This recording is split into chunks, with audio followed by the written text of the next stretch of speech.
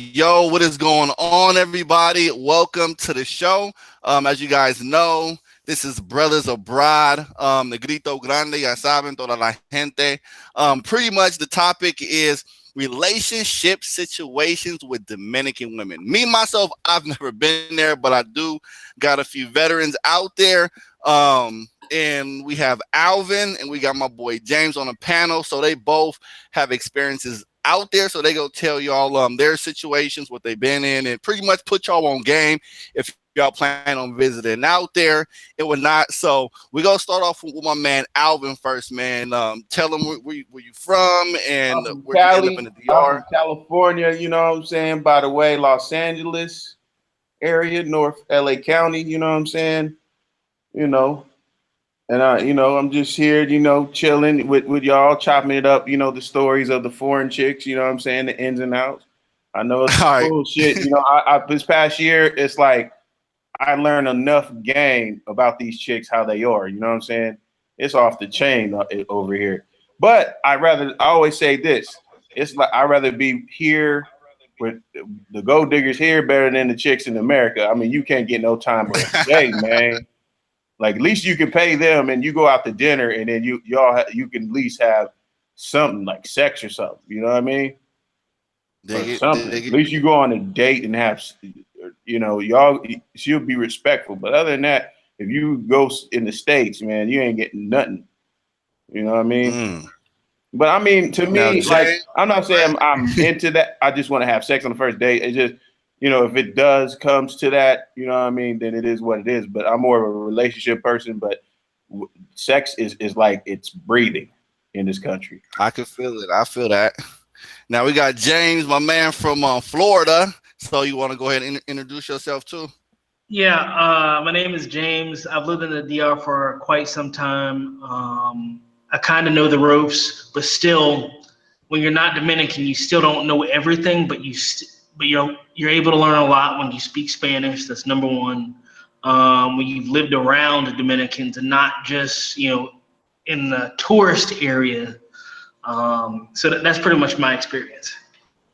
Cool. All right. So, Alvin, lay it on us, brother. Tell us your situation and what you recently been going through, man. Give it to us raw and Okay, I uncut. forgot to say. I forgot to say to myself, I'm currently in Santo Domingo, so I live here. Cool. I've been living all three of the major cities: Puerto Plata, Santiago, and Santo Domingo.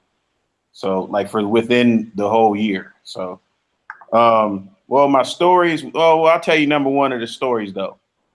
You know what I'm saying? What happened was my first ex. You know what I mean? She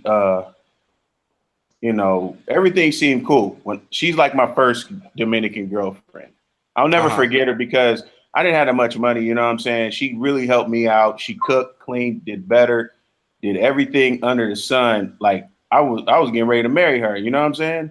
Like she Damn. washed my clothes, everything. Like I was like, damn, A whole nine, huh? the whole nine. But the thing was, she was the type of chick. She just want everything to be controlled. She want me to wear this clothes today. She want me to wear that. I mean, nothing wrong with that, here and there. You know what I'm saying? If it's a occasion, but Mhm. every damn day, like, oh no, don't wear these types of socks. Don't wear these type of drawers. Don't wear this. Don't wear that. Don't go outside over here. Don't go outside over there. Don't come over. It's very dangerous. You don't want to go over here. She's always been critical. And that's one of the reasons why we didn't work out. You know what I'm saying? And, one thing I shouldn't done, I should have just broke up with her instead of cheating. You know what I'm saying? I admit that. But at the same time, she was pregnant. We found out she was pregnant. You know what I'm saying? So it was a hard thing to do. You know what I mean? My first, she always going to be my first girl, in the DR, I won't forget. But she was a okay girl. You know what I mean? She wasn't, trying these type of chicks. They'll, take advantage of. She always stayed at home. She Mhm. was a homebody, but still, she was a controlling woman, and I didn't like that. You know what I mean? I like to be me, and you can cook and clean, do all that, but at the same time, that's how it goes. But I cut her off and I moved to Santiago, and then I was fucking around with this chick. You know, it was a couple of days, not days, but a couple of months later. Now hold that thought before you jump into her. Going back to the previous chick you were just talking about, what was the situation like as of until now, for example? Like, why did you decide to just like cut her off? And how did she respond to that? Well, like, how did she take it? She kept calling me for the past 6 months. You know what I'm saying? Mm-hmm. And she, you know, it's because of the situation we had, you know, the kid and everything, it was really difficult for us. You know what I'm saying? But she kept calling me, kept calling me, call. You know what I'm saying? And I moved on, you know, basically, you know what I mean? And she wanted to call me one more time, and then she wants to be with me. No, I don't want to bother you. Then I keep calling her a couple of times. Oh, you really bugging me. You're bothering me so many times. I'm like, are you serious? You used to like that, but that's you used to like. I mean, you bug me at the same time. Yeah. So it's like I'm not bugging her. You know, I try to call her. She's like, don't call me every day. I don't like that. Okay, cool. And y'all actually have a kid together, right? She talking to some other nigga in the States. You know what I'm saying? Damn. For the past 3 months and shit. You know what I mean? And she says he made her happy every day. Mm-hmm. Oh, I think he got cut off for a short minute. Well, guys, you know, he's gonna be back on, but I guess that's that internet connection in the Dominican Republic. And I'm playing. Like, I know James gonna get on my case, but I don't know if he's in a faulty area, but he'll jump back on the panel in a minute. But based on what you heard, James, what do you think about that? You being in the DR? Me, the first situation, I'll actually have to disagree with him a little bit. The first situation wasn't that bad. Well, that was just his experience, though. But you can voice your opinion on it, though. That was just his personal opinion. When it comes to a Dominican girl that actually really likes you, she actually showed that she really liked you. I'll say that. And when a Dominican girl really likes you, she's really proud of your appearance. So she's going to get on you about what you wear, stuff like that, because they got something down here that's called Poppy Shampoo. The guy that's suave, the guy that's handsome, that's always dressed. He's always fly. And if you're with a Dominican girl and she actually likes you, she's going to try to turn you into that because she wants to go out with you and be proud of you. So that's a cultural thing. So in a way, like I said, it's a double-edged sword, but it's good hearing that, because if a girl don't like you and just wants your money down here, she don't give a fuck what you wear as long as you break her off some bread. And enough is never enough. But if she's looking for you and stuff like that, but then she's actually telling you stuff that she might view as a way to improve yourself. And for us in the United States, you guys, we have guys that, you know, dress sharp and stuff like that. But in the Dominican Republic, they take it to another level. Like, their appearance is very important to them. I mean, I'm talking about extremely. Like, somebody I know, she said that I would rather not eat than go outside looking ugly, because, you know, they talk about, you know, each other. I mean, it's a status symbol to always look fly, women and men. I mean, you look at a Dominican guy, he always has his hair cut. He always is fly. He always, you know, most of the time they're matching, unless they're from a really poor area. Man.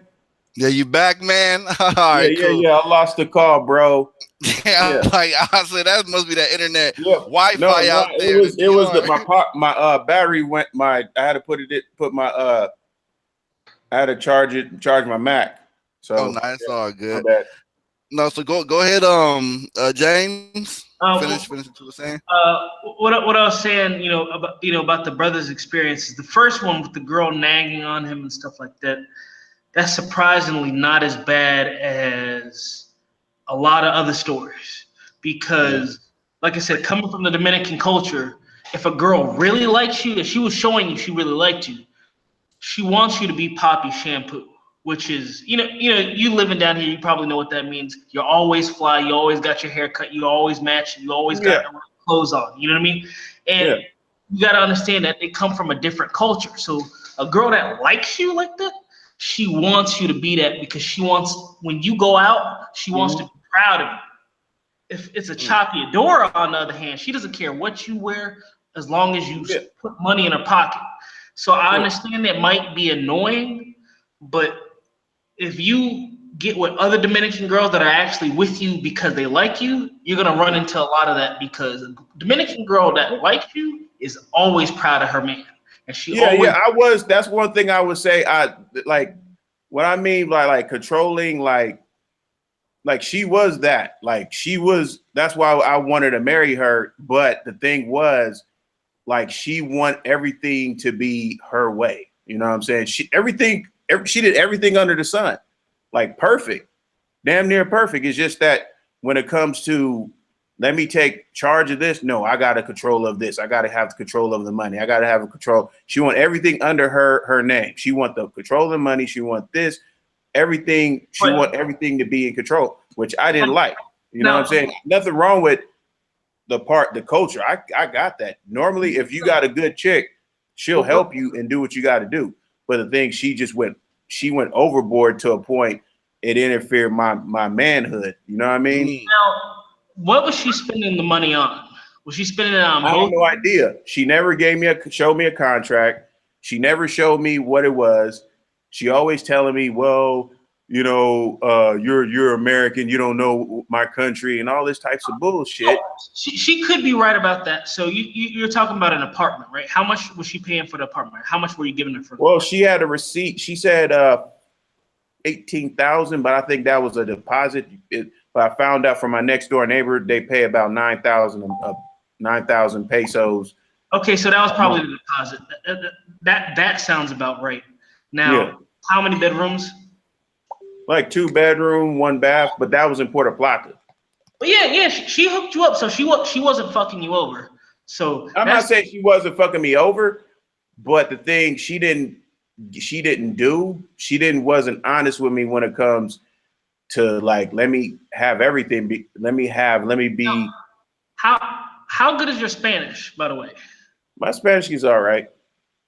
Now, in a way, like I said, I'm gonna get into the choppy doors, but I mean, she was a good girl. That I would say she was better than. What I'll say is, the reason why she might have been very defensive when it comes to the money and stuff like that, because it sounds like all the prices are right, like she wasn't fucking over, is because she's right.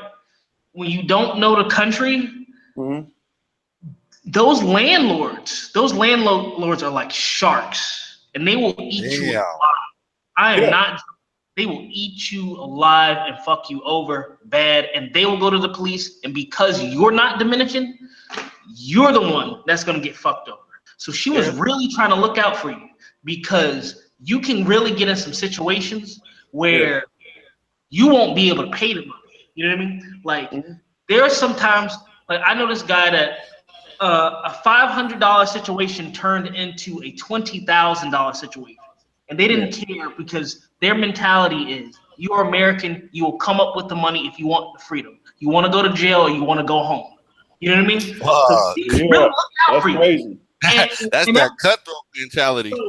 So, and I'm serious, like, as an American guy, you will sit in jail, and the consulate is not going to help you. I'm telling you this. The consulate will not help you. The embassy will not help you. Yeah. Yeah, like I said, she was a good girl for the most part. She did look out for me. And, at the same time, it was a confusing stage, because I was new. I didn't know how everything was. And it was a new country. And top of that, she was really busy, and she was just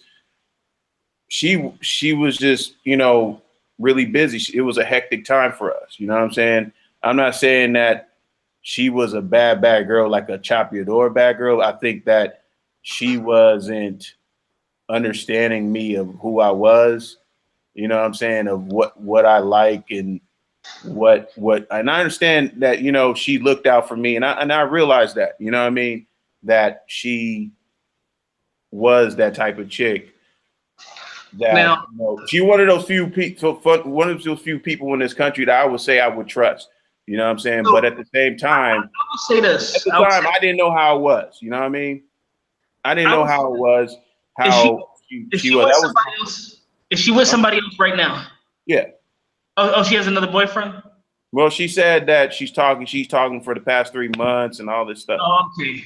Well, because I would honestly say, from my experience living in the Dominican Republic, for a while and getting experience with the culture, that's the type of girl that you still keep on your team, no matter if she nags on you, if you're tired of her, you still keep her on your team because, like I said, we actually have a saying: you're not on the team. You know what I mean? You're not Dominican. You'll find a lot of nice Dominicans, but Dominicans love each other more than they love you. I'll say that. Which is how it should be. You should always love your people more than anybody else. Just like as Black people, we're actually the only culture that really doesn't practice that. Chinese love Chinese people. Japanese love Japanese. Italians love Italians. Russians love Russians. Because you can see that when you travel, the Russians hang out together. The Germans hang out together. The Germans have their own businesses here. The Chinese have their own businesses here in the DR. The Italians, they look out for each other, just like the Dominicans. So when you find a Dominican like her, that even if she has bad qualities as far as being so overbearing, when she looks out for you and tries to bring you into the fold as a Dominican when other Dominicans will not do that, you don't cut her off, because she could actually save your life. Because I have run into some situations where I could have been not talking to you guys right now. I'll just put it that way. So when you have a Dominican, I did, and I always remember, I always going to love her because of that. You know what I mean? I just did, at the time, I was new to the country. You know what I mean? I didn't know how. I know I take my responsibility. I didn't know how it was. You know what I'm saying? How to deal with that, deal with the woman, deal with that. It was new, because I'm more like, she's being controlling. Why is she disrespecting me? Why is she being this? Why? I didn't understand that. Now, I realized that, you know what I mean? She really wanted to be with me again. It's just that I wanted to move on. I wanted to find my way, and I have to understand that if she wants to move on and this guy she really likes and hopefully it's the best for her, that's cool. You know what I'm saying? Tell me. One thing I have to understand. Like, today we were talking to each other. It just felt like some weird energy because we both were hurt, because of the situation, the relationship we had last year. You know what I mean? So, I mean, I know it's like some weird, when you break up with somebody and then you talk to them and it's like a weird energy. We can't even speak. We can have the feelings for each other, but it's still the bitterness between. Well, it's not bitterness no more, but when we were talking, I know it sounded like some bitterness between each other. Now tell me your Choppy Adora story, and then I'll get into some Choppy Adora. Okay, story. I'll tell you the real the first one is not Choppy Adora. She looked out. No problem. Like, let's not worry about that. Let's worry about that. Sorry, I apologize. Let's talk about Choppy Adora part. Okay. Well, hold on. Let's first explain what the hell a Choppy Adora is by definition first. First thing first. Now, I don't know what the hell that is. So. A gold digger. It's a gold digger, but she uses her body specifically to get money. You know what I mean? Like, you know how in the United States you see a girl that dates guys and stuff like that? Choppy Adoras, they fuck guys. And they play the long game and the short game. So the short game is fuck me and give me money. Now, long game is I treat you like a king, or I treat you this, get you involved with the family, get you involved with the kids, and kind of get you emotionally attached and financially attached, where you might pay for something small first, but then, okay, now I need help here. Okay, pay more money. So it kind of snowballs into you always paying more money. It starts off very small. So those are the girls that play the long game. And I'll get into that, but later. But let's hear the Choppy Adora story, and then I'm going to break it down. Well, that's why science. I would say that in a sense, because like I said, to me, I mean, my first, she honestly wasn't upfront and honest. That's the reason why I say she's not Choppy Dora, but she's not. She seemed like a good girl, but she was trying to be controlled with the money. But compared to the other chicks I was messing with, that other girl, like you said, she was a good woman for the most part. She seemed a little overbearing, but compared to the other chicks, like she was an angel. You know what I mean? And it was really that. I'll tell you the story about one of them, right? One of them I was messing with, she lived in my house. We seen. Ah. Hey, you know that she could have really fucked you up. Like, how long did she live in your house, I brother? think he something I think either he didn't get cut because he's still on the panel, but I really think it's either his signal or I don't know. But for the audience out there, I guess a chapeador is there you go. How James was explaining it. So, so this is just really just for awareness. We all learn from each other, off personal experiences and what we go through. But hey, what doesn't kill us makes us stronger. Right? I'll wait until he gets back online to kind of go in. But in this podcast, I might seem a little bit critical of the brothers, and because I'm a brother myself, but the reason why is because I noticed that for a lot of us, we don't come from a culture where we travel a lot. You have a lot of Europeans that travel to different countries, so they get used to it. But because a lot of us, sometimes we're the first ones in our family to leave the U.S., so we don't know the game. That's very true. We end up getting fucked up a lot more than a lot of the other travelers, simply because we're usually the first people to open the door, in our families or in our friend groups to leave in the country. So the internet's tripping, man. I don't know, but the internet was tripping. But anyways, the Chapeadora story. Okay, the Chapeadora story, right? One of the stories happened. It was for a month, and she wanted money, right? And I said I didn't have that much money. You know what I'm saying? I had to pay a bunch of loans, everything. I'm surviving. And then she's sitting up here. Well, she left all the time for the past month. And then I told her, that's it. It's not going to work out. She's like, she took her shit, all of her shit. I thought she wouldn't take her shit. She took all of her shit, right? Except for the bed. Now, a month later, the bed came, police came through without, she came through my landlord.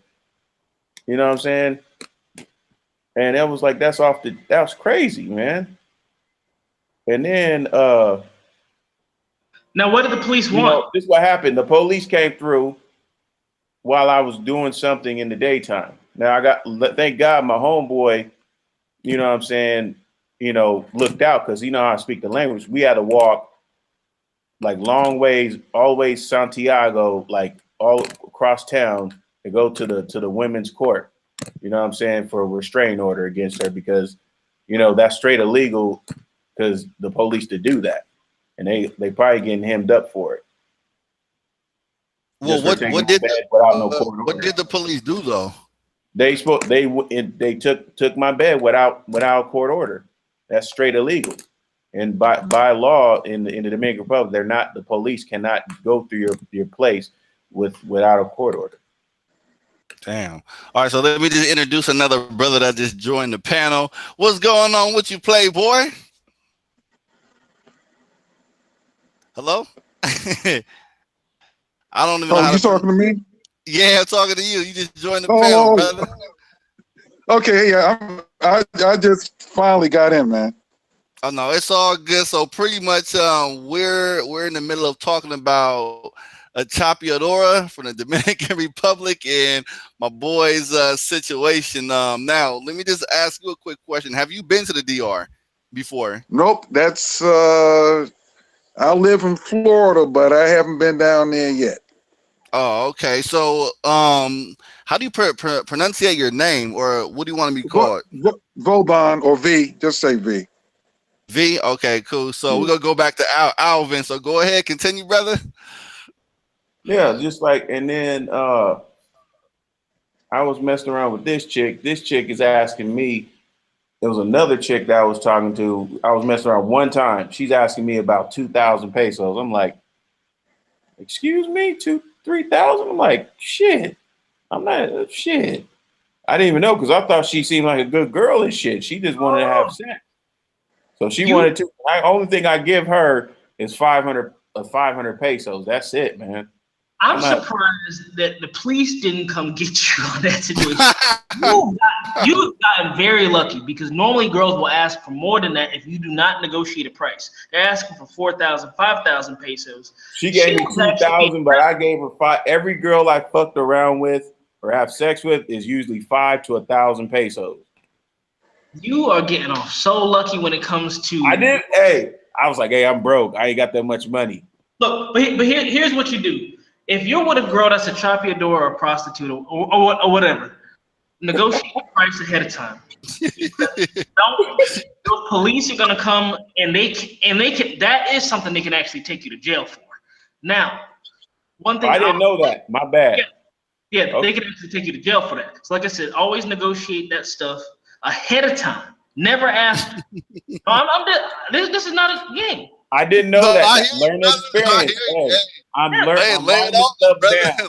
I am writing this stuff down, though. I am writing this stuff down. I'm gonna take notes. If anything happens, if we messing around, and I know we're messing around, hey, I'm giving you is about 1,500 pesos. That's it. Just hold that thought, James. Hold on, let me just put it out there now for all the people that are listening. Hey, when you go to these different countries, specifically the Dominican Republic, you free to do whatever. Pretty much, your situation is your situation. Hey, I don't care if you in that pay-for-play zone. If you, I just want to say this, guys. I do not promote the act of prostitution. I do not want to. Nope. I don't condone it. Hey, I rather. Hey, but if you want to get your rocks off, exactly, dude. If you want to get your rocks off quickly, then cool. I'm not mad at you, but I'd rather have a relationship. Relationship is better, though.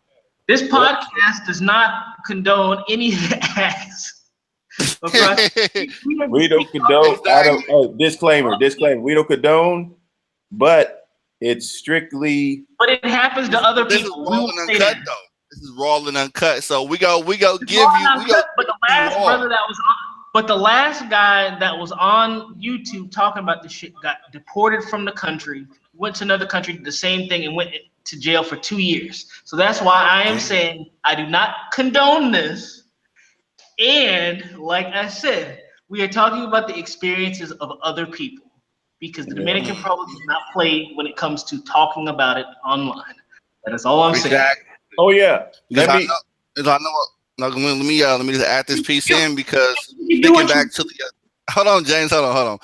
Going back to the title of this podcast is relationship situation. So we just pretty much speaking on the past or present relationships and the situations that we are going through or went through. So just to kind of give you guys an alert when y'all go to these countries, the DR, and just be aware of what might happen and just keep those ears up and alert.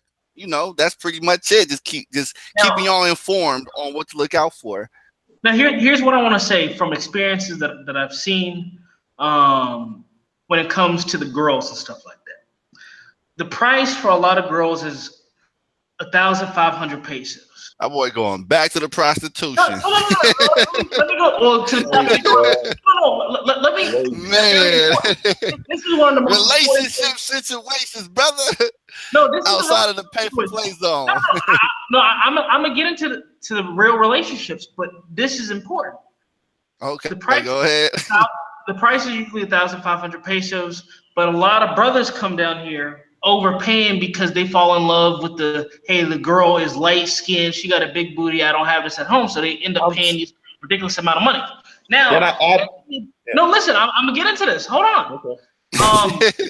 Listen, no, this is gonna tie back into the real relationships. These guys feel like they get into real relationships with these girls and they send them Western Union. Do not do that. Don't do that because a lot of these girls have Dominican boyfriends. And these Dominican guys, I play pool with a lot of them, and I hang out with a lot of the girls and talk to them. Like I was just talking to one yesterday. We were just talking about the stupid shit she goes through with stupid American guys that send her money. Now, Good shit. now they have no respect for you if you send them money at all. I don't care what they say. They don't. They're gonna use the money and they're gonna buy clothes for their chulo or their boyfriend. That's the number one. Because that's how it is. That's just their culture. I don't care how much bread you send them. This one girl I know, me and my buddy, he went up there to go handle some business with her. She had a guy sending her $1,200 a month just for her rent, not including her food and stuff like that. Damn, this is in dollars. Listen, and you know how much it is to get a nice place? $300. You can get a nice place for $300. I was like, why are you paying Crazy, man. She said, Crazy. Yep. She said, because he's stupid enough to pay for it. So I'm going to take it. And a lot of chapiadors have that mentality. And a lot of brothers specifically, we want to be the big shot and say we got a girlfriend in the Dominican Republic and we're doing whoop-de-whoop and she's cool. That's true. You got a That's whole true. bunch of guys in West. If you go there every Thursday, Friday, and Saturday, those are the main days. Those are the days that guys send money because they don't want their girl on the street selling pussy. But in reality, they're going to send that money, and right after she picked that money up, she's going to hit that stroll to make some more money because enough. No, this is serious because I will say this. Black American males are the ones that have fucked up the Dominican Republic. And I used to think the white guys hated us. I used to think the white guys hated us because we were black down here. But when you start living down here, you understand that we waste our money and we mess the girls' minds up and we mess the economy up. Every other race of people down here, the Chinese, the Italians, the Russians, the Germans, what they do is they hold on to their dollar and they only use it when they get something out of it. We, on the other hand, we throw it away hoping that'll impress them. I don't care how much money you have, you cannot impress them. You cannot impress a chapiador. Because, no, seriously, you cannot impress a chapiador because enough is never enough for her because she wants to live the crazy lifestyle. She's not gonna love you. She loves the Dominican man so much to where she will sell her body for him. So she'll have sex with you and take your money, and she will even have a baby with you in order to use that baby to take care of her chulo. Because like I said, there's this one girl, she used to work at a there's one girl, she used to work at a Comano, which is a kind of small grocery store, corner store. She has 6 kids, right? No, this is serious. She lives over in La Union. She has 6 kids. The last kid is by a white European guy. Now, the other ones are by her boyfriend. But when the white guy was coming in town, she says, oh, these are kids I babysit. These are my nieces and nephews, even though those are really her kids. And that her boyfriend is her cousin. Yeah. And he sends money, and he's really taking care of the cousin. She wanted to move to an apartment in Cabaret. He was going to pay and take care of everything. The chulo said no because I can't move in there. So she was going to get upgraded, but she loves the chulo so much that she will turn down that living increase because she loves the chulo and she still keeps up the game. And I see a lot of brothers and white guys down here with babies with Dominican women, and as soon as that guy goes back to his country, she's there with the chulo. The chulo's taking care of his baby, getting the money. That's crazy. Stuff like the grocery stores like La Serena and Jumbo and stuff like that. You see Dominican guys pushing around strollers with American babies or European babies all the time.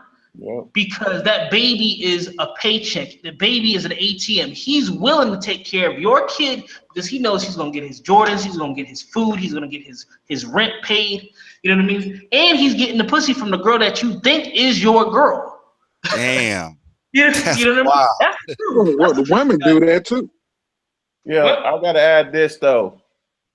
I'm not trying to attack as one of the stories of my ex-girlfriend, and suggestion too. Make sure when you have money coming in, do not tell her how much money you make. Huh. Big mistake. Because once you find out, I should have said that. That's the reason why. That's why I say that there was the good part and the bad part about her. When I asked her how much money you make, I should have just told her, hey, I got $500 a month. I should have told her that, but I told her the truth. But at the same time, I was new to the country. I highly recommend that because she will control your money. And some chicks, I know from experience in the past, they will take that money and put it in their account, but actually save up the rest of the money. I learned from experience because my ex, she had a bank account amount for 435,000 pesos. You know what I'm saying? Which is $9,000. My ex had that. She told me, no, that's not my money. I know it's her motherfucking money. I said, where all the money go? That's why I say that you always get a contract. Yeah, I agree with James. Yes, it is cutthroat. A lot of these landlords, they can fuck you over, but at the same time, you got to make sure you're in control also as well. You know what I'm saying? You got to make sure that contract is straight. Everything has to be on point. You got to have a good lawyer when you do the contract and everything. You know what I'm saying? But at the same time, don't let the Dominicans just do everything either. You know what I'm saying? You got to be in control too. I feel so that. I have to add on to that. Now let me just add one thing, and this going back to what James said about us as Americans or American brothers. When we come down there, we kind of fuck the game up. So, including myself, I do take accountability. I hold myself accountable because here in Mexico, for myself, coming from the U.S. It's like, fuck that, I ain't about to cash. I don't know, bitch. It is what it is. You go accept me for who I am and how I get down. That's just what it is. But nowadays, as I'm seeing how the game goes, all you see is bad bitches at tables with fucking buckets of beer, buckets of all kind of shit on their table, alcohols and bottles, and that's who the bitches float towards. So I'm like, okay, cool. So I got to compete with these motherfuckers out here. So now I'm to the point where it's like I almost feel obligated to just, when I go out, it's mandatory to buy a bottle,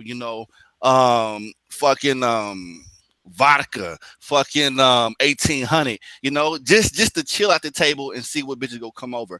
That's just kind of like an obligation. That's an obligation that I kind of fell into. But hold on. So, like I said again, I do hold myself accountable for that. So it's kind of like, yes, I kind of dived into that culture, but it's kind of like that's kind of how the culture is out here. Though it's like it's constant competition. So it's like an obligation to me, but that's not always the situation. But that's just kind of what I do when I go out.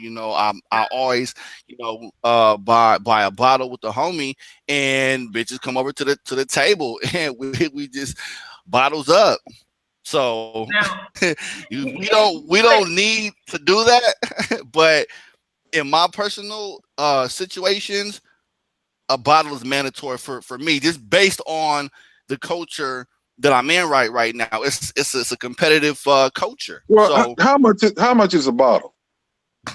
A bottle out here is about, we usually get the what do we get? The fucking either the 1800, that's like, or the Bucanas, that's like 60, 70, that's like $60, $70. All right, good. Consider it an investment. The way I look at it, we are the prize. We're the ones that are coming down with the currency. Mm-hmm. All right, it's a given that they want money. Women in any country want money. I look at it like this, because I'm an entrepreneur. If I'm in a relation or dealing with somebody, I'm going to get a return on my money. It doesn't have to be sex. It doesn't have to be sex.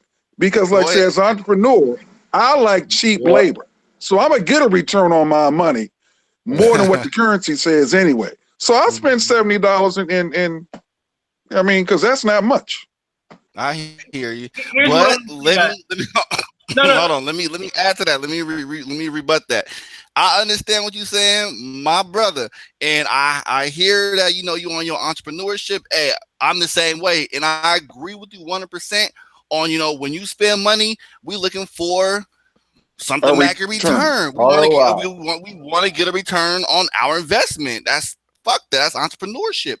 But the situations that are real is that most of the time, a lot of bitches in this culture, they want to just go out for that night. They want to just drink and just fucking live it up that night and go back home to their primary life with their husband and kids. So yes, I feel what you're saying about, hey, let's do it big, but we're expecting, we want to see you the next day or, see you in the future and let's make something out of it. But that's not the case, at least here though. Like, I hear you, brother.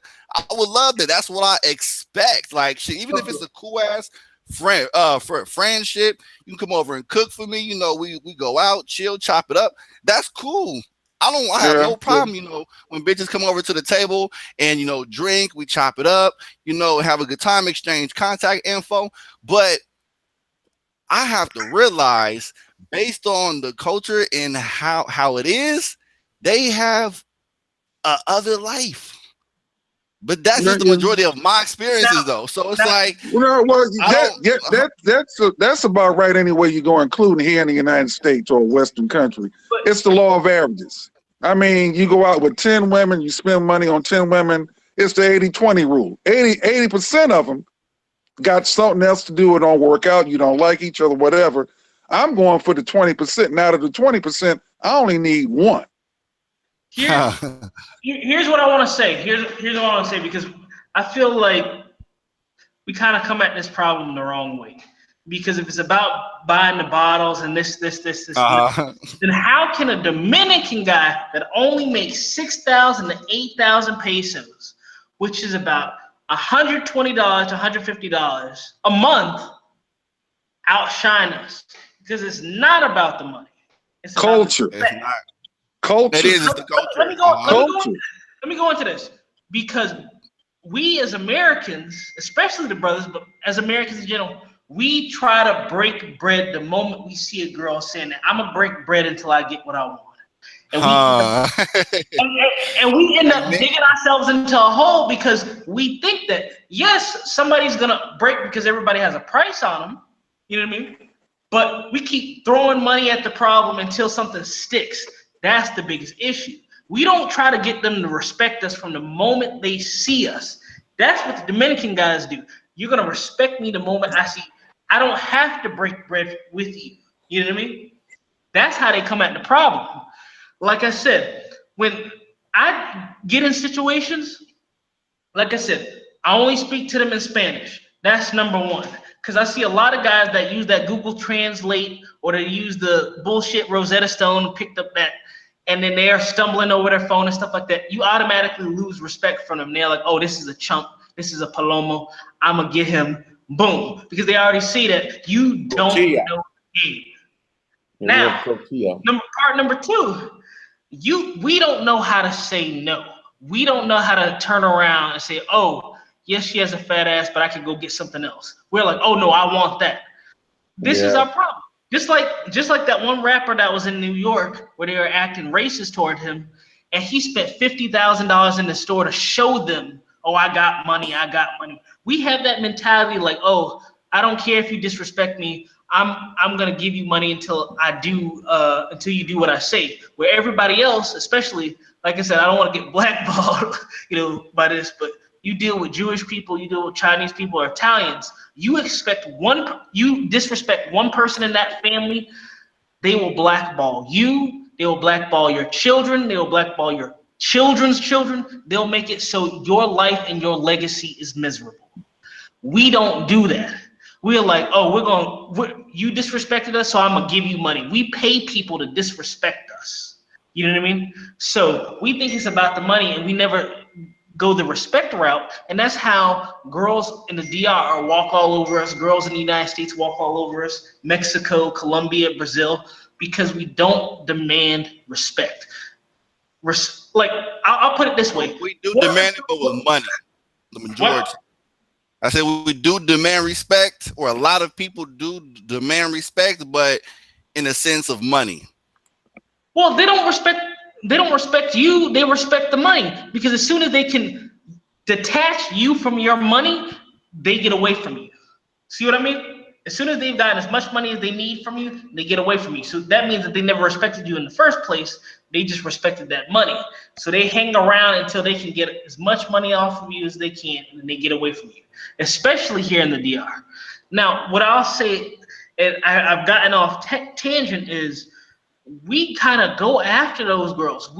That's another reason why some people in the DR don't like us, because we kind of attract those type of women, because we feel like they're the low-hanging fruit. They're the easiest to get at, because there's a lot of good women in the DR that are educated, that want a good man, that want to treat you right, want to cook and clean for you, and they still have jobs on top of that. And they're not stressing, they're having, sexual relations with you daily.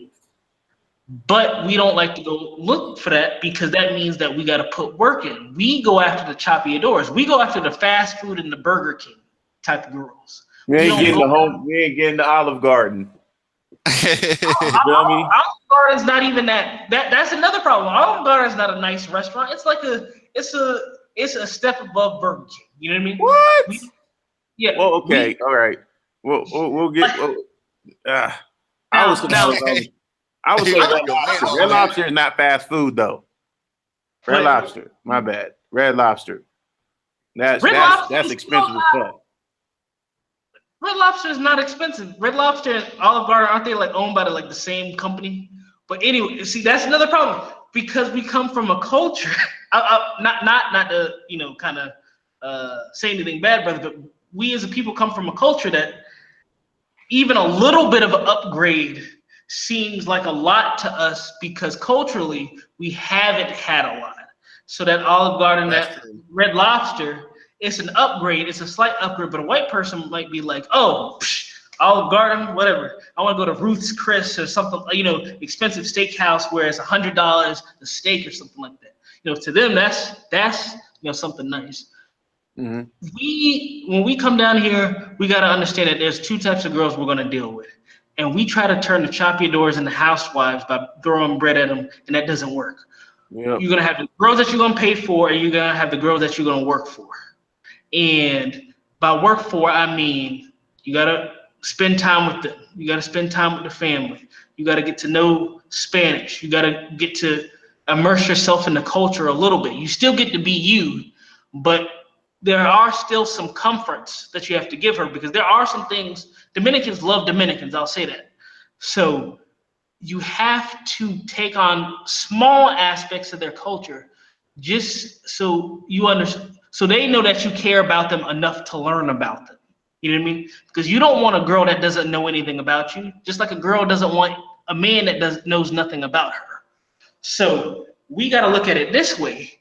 We come in and say, oh, I'm American, my money speaks for me. That doesn't work, because all the Italians, the Germans, the Chinese all know Spanish. They know the slang words. They know the ins and outs. We come in and we try to bring our culture over here. And the problem is we bring the rap, the hip hop, the Instagram, the bad bitch, the bullshit parts of our culture. Yep. And that's what creates the choppy door. Yep. Because the choppy doors act like ratchet black women. And It does, man. Oh my God. Because we turned them into that. I hate bitches that work. I'm so sorry. They'll have attitudes like, I'm telling you, I'll tell you another motherfucking story, and I'm gonna tell you another choppy door story. Can I say something? Can I preach? Can I preach, bro? Preach it, brother. Preach it. It's kind of like a choppy door / lesson learned, mixed with all that. But this is what happened, right? I was talking to one of my homeboys, kind of hooked me up, because he's an apartment owner of where I live at in Santo Domingo. Now, the chick that I was talking to, right? She, we was gonna go on a date. We were gonna go to the movies, all that types of shit. And then all of a sudden, something was wrong with the system of which I didn't know, as far as my money coming in. Well, there was something wrong. One of the accounts, it was froze up, and I told her, I might come through in the next, couple of hours or whatever. You know what I'm saying? And then I found out, I guess she had an attitude problem and she put something on her WhatsApp. You know, I checked her status, and she put some kind of muscle-bound dude thirsty at. And she had put the little drooping thirsty emoji and shit. I was like, "Is this how we get down? Do you like it? Do you? I thought you liked me and shit." She's like, "Nah, just as well." Like she had an attitude fucking problem. Like she acting like that black woman mentality. Like it is true. Like she'll talk to me like I ain't shit.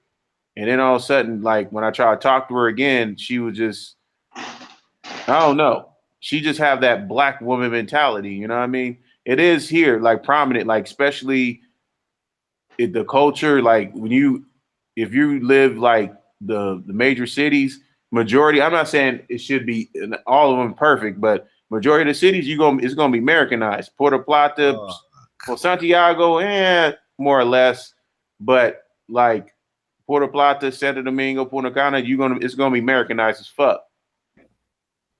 What I'd like to say is when you're talking to a Dominican girl, this is why the Spanish is the most important thing. Yep. You got to pick these girls' minds. Like we don't spend enough time with them talking to them to see if they're choppy or not. You know what I mean? Because these girls love talking. Trust me, they love to talk. I mean, they'll talk, for days. Ask the right questions, and don't ask questions about them. Ask questions about how they feel about other people, and then you get to see their personalities. That's indirect. Number two. A lot of guys want to meet the mom, thinking that, oh, hey, I've met the family, this, and this. That would seem like the best thing to do, but no. It's not always the best thing to do because the mother might have been a choppy adore back in her day. Damn. I'm serious because a lot of it's a cycle where the mom was choppy. She had a daughter, and now she put her daughter out there to bring money to the house. What you do is meet the grandma, and here's why I say meet the grandma. Usually, the grandma is more religious. She doesn't play bringing bullshit to her house. The grandma's usually very religious, Catholic or Baptist. Or Presbyterian. Or Jehovah's Witness. They have a lot of Jehovah's Witnesses here. So the grandma's not playing the bullshit. But also, you see how the type of respect the grandma commands as far as when it comes to dealing with the aunts and the uncles and stuff. If you see a grandma and all of the grandma's children, like, the girls' aunts and uncles have things in line, then most likely the family has things in line. But if that family is dysfunctional, as far as the aunts and uncles and stuff like that, most likely her mom is dysfunctional and she is. They just haven't shown it yet because they're showing you what you want to see. Yep. But the family that does not know you can't hide their true feelings. You know what I mean? Because they don't know you, they don't know who you are. And when they're around each other, their personalities come out. Their real personalities come out. So a good family, that good is going to come out. That fucked up family, the uncle's gonna start asking for money, the auntie's gonna ask you for this, this, and this. But if you're with a decent woman, her family will not ask you for a dime. I don't even care if they're poor, they're not gonna ask you for a dime. I'm serious. But when you're with a choppy adore, they always have a problem. Oh, my cousin's sick, my mom's sick, mi primo, mano, mi bebe, blah, blah, blah. And then and they will send you photos of an IV in their arm or a picture of them on a cot or something while I'm in the hospital. They have places where they can go. I'm dead serious. Where they can go, they can take these pictures. They do a photo op, and they send them to gringos. They do a WhatsApp blast and send it to like 100 guys, and somebody sends them. That's crazy, man. That's motherfucking crazy. But I didn't even know that, man. That's not even in the DR. That's also in Colombia, in Costa Rica, in Brazil. So that's not something in Thailand and Philippines. So you'll get those sick pictures all the time where they have the spots where the girl takes a picture of an IV in their arm. You can go right down the street and then get the photo. Act like, yep. I had this one chick. I think she was just being. I think. Honestly, it was Christmas time, so I was being nice to this girl, but this girl was a choppy adore, like on a low too. Like because she's in Puerto Plata also, but she was just asking me, oh, can I have about 350? Can can I have pizza? Like, I don't even know your ass. You asking you want motherfucking pizza and shit. Like, the fuck? Get the fuck out of here.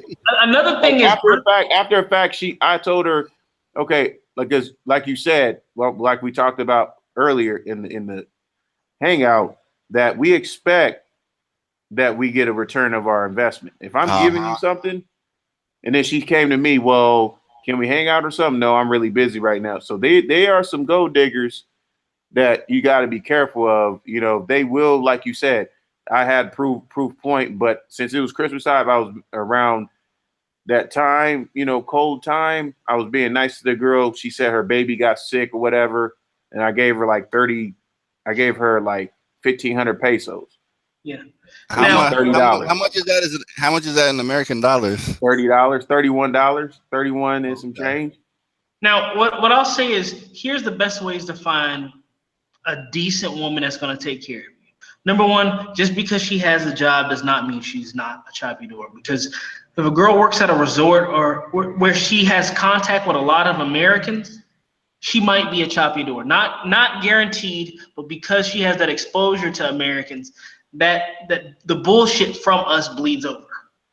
And she has a contact with a lot of guys that are trying to throw bread at her. So don't think that she hasn't gone for the bread. She's like, oh, hey, I've spent 3 years of American guys offering me money for my pussy, but I didn't take it. That's bullshit. Number two, you want to find a good girl, go out to the campo, go out to the countryside where the girls aren't on Instagram. Yep, that's so damn fucking true. Yep. Amen on that one. So I'm always at. Countryside. Hey, is San Juan Maguana? Have you heard of that? Yes. That place? San Juan Maguana? Yeah. Is that like considered a campsite? Yes, but there's also some choppy doors. But here's the thing. So there's choppy doors everywhere, every part of the island, because girls travel to certain spots in the country to go sell what they sell. But when you go to those cities, you're gonna find a lot of girls that haven't left the city. That might be decent girls that they don't have exposure. You might actually be the first American that they've ever met. So it's up to you to make that impression. Whether you throw all this bread at her and she's never seen $100 in her life, or if you treat her like a lady and treat her decent and kind of help her grow into a better version of herself. See, we don't do that. We don't help girls that do have good qualities. We just throw bread at them and turn them into monsters. That's our problem. But San Juan is a good spot. Bonao, I've met a lot of good people from there, a lot of good friends and stuff like that that'll take care of you as far as people that are trying to look for good men and stuff. One of my homeboys, his ex-girls from Bonao, a lot of girls that I've met from Bonao are religious, looking for decent men and stuff like that. So you've got these little country towns where you've got really good women, that aren't asking for, hey, can you give me this, give me that, blah, blah, blah. Number two is the universities. Like I said, you might find some choppies there, but having a conversation with these girls and being able to speak to them is literally the key thing. Because we want to take them out on these crazy dates, but like that's a no-no, because it's like, do you see Dominican guys doing this? No. So why would you be doing this? So man, I lost the call. Freaking internet. It's all good, brother. All good. Go ahead, James. Yeah, Finish. It's like if you see that these girls love Dominican guys and Dominican guys don't do it, then why would you? It's kind of like, hey, there's this road that says danger. You see another road where everybody's going down and everybody comes through that tunnel safe. Why would you go down the road that says danger and it says that you're going to run into some trouble? That's what we do, because we're hard-headed. We're very hard-headed. We're like, okay, this is what I've been taught in the United States. I've been taught that I gotta, be the super whoop-de-whoop-de-whoop-de-woo baller just to attract girls. No, you just gotta be a decent guy, because a lot of the decent women want a decent guy. A lot of the fucked up women want a chump. Remember that. Decent women want decent men. fucked up women want chumps. That's the law, because these girls, the girls that are choppy doors, are like sharks. The girls that are decent will love you until the day you die. You know what I mean? If you get into a motorcycle accident, if you get in a any type of jam with the law or something, the girl that's gonna come down and get you out of jail, that's who you need. The girl that's gonna come, but a choppy adorer will be on their side and see if, and she'll get with them to take money out of your pocket. A choppy adorer, if you get into some bullshit, she'll go to the police and say, hey, this is how we can work him so we can get some more money. And the reason why, because the police only make 8,000 pesos. I heard recently they got a raise. 8,000 pesos isn't even $200. So if they can get 2,000 out of you, they're gonna fuck you. You know what I mean? Damn, crazy, bro. That $2,000 is 10 months worth of pay. So hell yeah, they're gonna fuck you. I'd fuck you. No homo. It is cutthroat, man. It is here. This country is really. I mean, don't get me wrong. It is good benefits. It is good benefits. You know, it's cheaper to live. It's a better way of life. I think the women are more better. You know what I'm saying? It's just it's a hustle country. You know what I'm saying? It's more like you got to do what you got to do to survive. Anything by any means necessary. You know what I'm saying? That's the way I look at it. You know what I'm saying? You know, once I get a wife or something, either Mexico or that, I'm moving back to the States. You know what I'm saying? I mean, once I find a good girl, you know what I mean, and get to know or whatever, you know what I mean? I'm not going to be like, oh, yeah, I'm in love with this girl and I'm going to take them to the States. Fuck that. That's a no. I'll never do that. It has to be at least like 2 years before, you know, we go to the States, because fuck that. I ain't gonna be that type of dude. Oh yeah, I'm in love with her head over heels. No, we're gonna get to know each other. You're gonna get to know my parent. You're gonna get to know her parents and stuff. We're gonna know the real everybody. You know what I'm saying? It ain't gonna be no, I'm gonna marry her that quick. I learned my lesson. You know, not to marry quick, but when I was nah. Now, another thing I'd like to talk about is make sure if you move down here, something like that, get to know the people in the community, because you get to know who's who, and also people get familiar with you and they might one day look out for you. You know what I mean? They might fuck you over too, but they might look out for you if they know you're a friendly American that's not stuck up, that took the time to learn the language, learn the culture. I've got a buddy like that. People look out for him because he's learned the language, he's learned the culture. He goes to their businesses, he shops with them, eats their food with them, that type of thing. But if not, I'm letting guys know real quick, you get into some bullshit and a Dominican guy kills you, he's not going to jail for a long time, if he goes to jail at all. Because, like I said, these guys make $200 a month. Why am I going to waste my time chasing down a murderer that killed a stupid fucking American? That is their person. That's their mentality.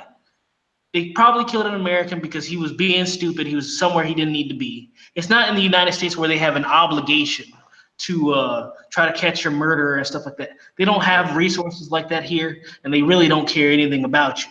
So so people, stupid tourists and stuff get killed all the time. They never find the murderer. If they do, the murderer's in jail for like 6 months at most, until the family from their country stops checking up on, the legal process, and then they let the murderer back out. Because there's a lot of murderers in the streets that have killed. No, seriously. But honestly, like, for what? You're dead already. That's honestly their mentality. You're dead. What else are we gonna do?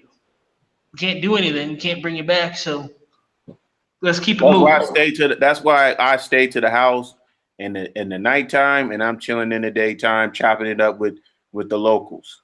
Now, that's it. Because where I live at, it's okay neighborhood. You know what I'm saying, in Santo Domingo, but still, I wouldn't go anywhere. Anywhere and trying to, oh yeah, let's have fun. No, we ain't gonna do that shit. You've probably noticed this. I mean, well, no, I know you've noticed this. Being on Facebook and having Dominican friends, they put the body all on Facebook with the brains blown out and the brains on the side of the road. Oh yeah. Oh yeah. And then have you seen the funerals? Like, they don't have morgues here. What they do is they keep the dead body in the house for like a day or two, and then they bury your ass, and then they keep moving.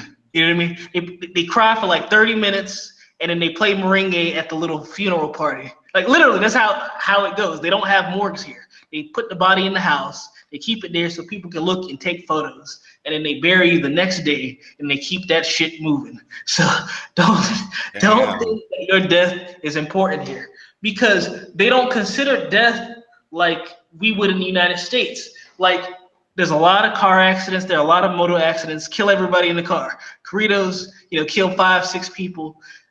They scoop the bodies up, put them in a box, and then bury their ass like next day and keep that shit moving. You know what I mean? So, guys, be careful when you come down, because it's a great country if you're not stupid. This is an amazing country. I love it. But just don't be stupid and don't think you're Superman, because one of these tigres, they get you, that's your ass. You know what I mean? We were, me and a couple of my buddies, we were in a barrio, where they have like where they sell shit, where people move shit. You know what I mean? I won't go too much into it, but we were down there just checking it out, seeing what it's like in that type of gangster environment. And one of the guys was like, "Americano," that's a signal to let you know that we know you're here. You know what I mean? And one of the craziest shit that happened when we were trying to get out of the situation, because one of the kids came up to us asking us for money. We were like, "Oh shit, this is a dead end. We need to get out of here." Yeah. One of the guys came up to the car and said, "Welcome to the real world." You know what I mean? You already, in plain English, so you already know what that meant. You know what I mean? So One what? way in, one way out. But luckily a couple of guys knew my buddy was like, "Hey, blah blah blah," and that was kind of to give you a pass, to kind of get up out of there. But True. they don't play that shit, and the police will tell you, "Don't go to that neighborhood. You have no business in that neighborhood. We're not coming to get you." So, and they shoot at the police here. But I know we went off tangent. But back to the whole relationship thing. Hopefully, I'm not talking too much. But Nah, you good. Yeah. Well, the relationship thing, I think I lost. Oh yeah. So, like I said, So you had another story about what did you call it? The gold diggers? oh, the gold diggers. Oh yeah. This chick I was talking to, I was gonna fuck around her again. Now she's asking me, "Oh, I need 4,000 pesos." I'm like, "The fuck? To get some pussy?" I was like, "Hell no." Bancos. Huh? Nah, I said, man, they're fucking banks, man. That's all they. I'm Damn, like, that's crazy. shit, four G's. Where do you? No, but I need to send it to Western Union. No, you come over here. I ain't giving. If you can't get over here, then hell nah. And she blocked me on Facebook. Yeah, she got mad. So okay, Yeah. this nigga ain't trying to help me out. Okay, I got you. Damn, that's crazy, man. The only thing when it comes to a piece of going back to what my man brother V said, man, it's all about what are you gonna get on your investment. We're looking for a return, so it's like, look, if I'm gonna put some money into you, I want to expect something back. So instead of you going out there or going where she's at, tell her, look, I already got a crib out here. You feel me? So, you can find your way out here if you're dedicated, and we can make it do what it do. Now, I already got everything set up here. That's another thing. Sorry to cut you off, but just inviting girls to your crib is not a smart idea. Oh yeah. You know where your crib is, and they can bring the police. The police can shake you down for some money, and that is not cool. Now, let me put it this way. Here's a story that happened last year. I'm not sure if this was in the last podcast, but so this guy meets a Dominican girl, and he's thinking everything's cool. Boom, boom, boom, boom, boom. Comes back like 3 months later, and he's like, she's a little bit chubbier. Her titties are a little bit bigger, and then she's kind of complaining that, "Oh, I feel sick." Boom, boom, boom. He finds out that she's pregnant, not by him, of course, because he just met the girl. So this was a girl he was sending money to, helping her out and stuff like that. Like I said, this goes from not knowing these girls, like not knowing who she is. You just meet a girl, fall in love with her, and get too deep in, start sending money and stuff like that. So he gets pissed off in the restaurant, tells her to go home, this, and this. And you thinking it's, and most guys would think, oh, it's cool, I kicked that bitch to the curb, boom, boom, boom, because she was pregnant and she lied. No. What ends up happening, she comes back to the restaurant all beat up. He didn't beat her up, but her boyfriend beat her up. Here's why the boyfriend beat her up. The boyfriend is, these Dominican boyfriends with chapeadores, they're cool with you fucking their girl because you're bringing in more money in a day or a week sometimes than they make in a month, so they don't give a fuck. He beat her up, and they playing this together, and they brought 2 of their police friends and blamed the American guy, said that you beat me. And here in the Dominican Republic, you touch a woman, that's 5 years. 5 years in prison, no negotiation. Unless you got bread, you know what I mean? And you can pay that shit off. So what ends up happening is they take his ass to Puerto Plata and they put him in jail. No money. By the way, they don't feed you. You go to one of these Dominican jails, somebody has to come and bring you food. You know what I mean? So that's another thing. If you're here by yourself, you're fucked. But he goes to the judge. The judge doesn't want to hear it. They all know it's bullshit. But you're a bank account to them. So the judge got paid that day. The police got paid. The girl and the boyfriend got paid. And he didn't do anything but kick the girl out because she lied. That's why you gotta be careful. That's why you gotta be very careful, guys. When you're dealing with these chapeadores, talk to these girls, see where these girls' heads out, see who their friends are, see who their family is before you get too deep. Like I said, talk to them because guys like to talk a lot, but they don't like to listen to these girls because they feel like what is a girl with a 6th grade education and no money gonna tell me or do to me? Oh, she's not gonna have to tell you anything. The police that she brings over that wants $1,000 or $2,000 or $5,000 or $20,000, because that has happened before. I heard some stories that a veteran in Puerto Plata got accused of some kind of assault or some kind of murder or something, some kind of assault against a lady, and then the family demanded like $100,000, and this dude went out of jail. So it is true. It is so true. Like, that's why I always stay to myself. Like, most of the time, like I'll go to the gym, exercise, and then, I'll chill in the cut. You know what I mean? I don't I'll socialize with everybody else, and that's it. I'm not the type of dude to be like, okay, I'll go to the disco, I'll go over here, I'll go there. I'm just chilling. I'll go to the beach or whatever, take a vacation. You know what I mean? Feel that. So that's what. Yeah. Oh, sorry. I apologize. Yeah, I mean, it is really a cutthroat country. I mean, it's really fucked up. But I would say, to me, the DR is good when you buy property, when you buy, you know what I'm saying, like $30,000 for a brand new 3-bedroom, $40,000 for a 3-bedroom, 2-bath. You know what I'm saying? You can't beat that. In the States, it'll be $70,000-$80,000 a month for apartment. Now, wait. Are you talking to buy an apartment? Yeah, buy apartment is like 2 million pesos. That's like 40,000. What area? Well, my friend, he said his thing is about 3 years old, and is going to go to like 2,000 pesos. Now, we'll talk about this. 2 million. Sorry, 2 million.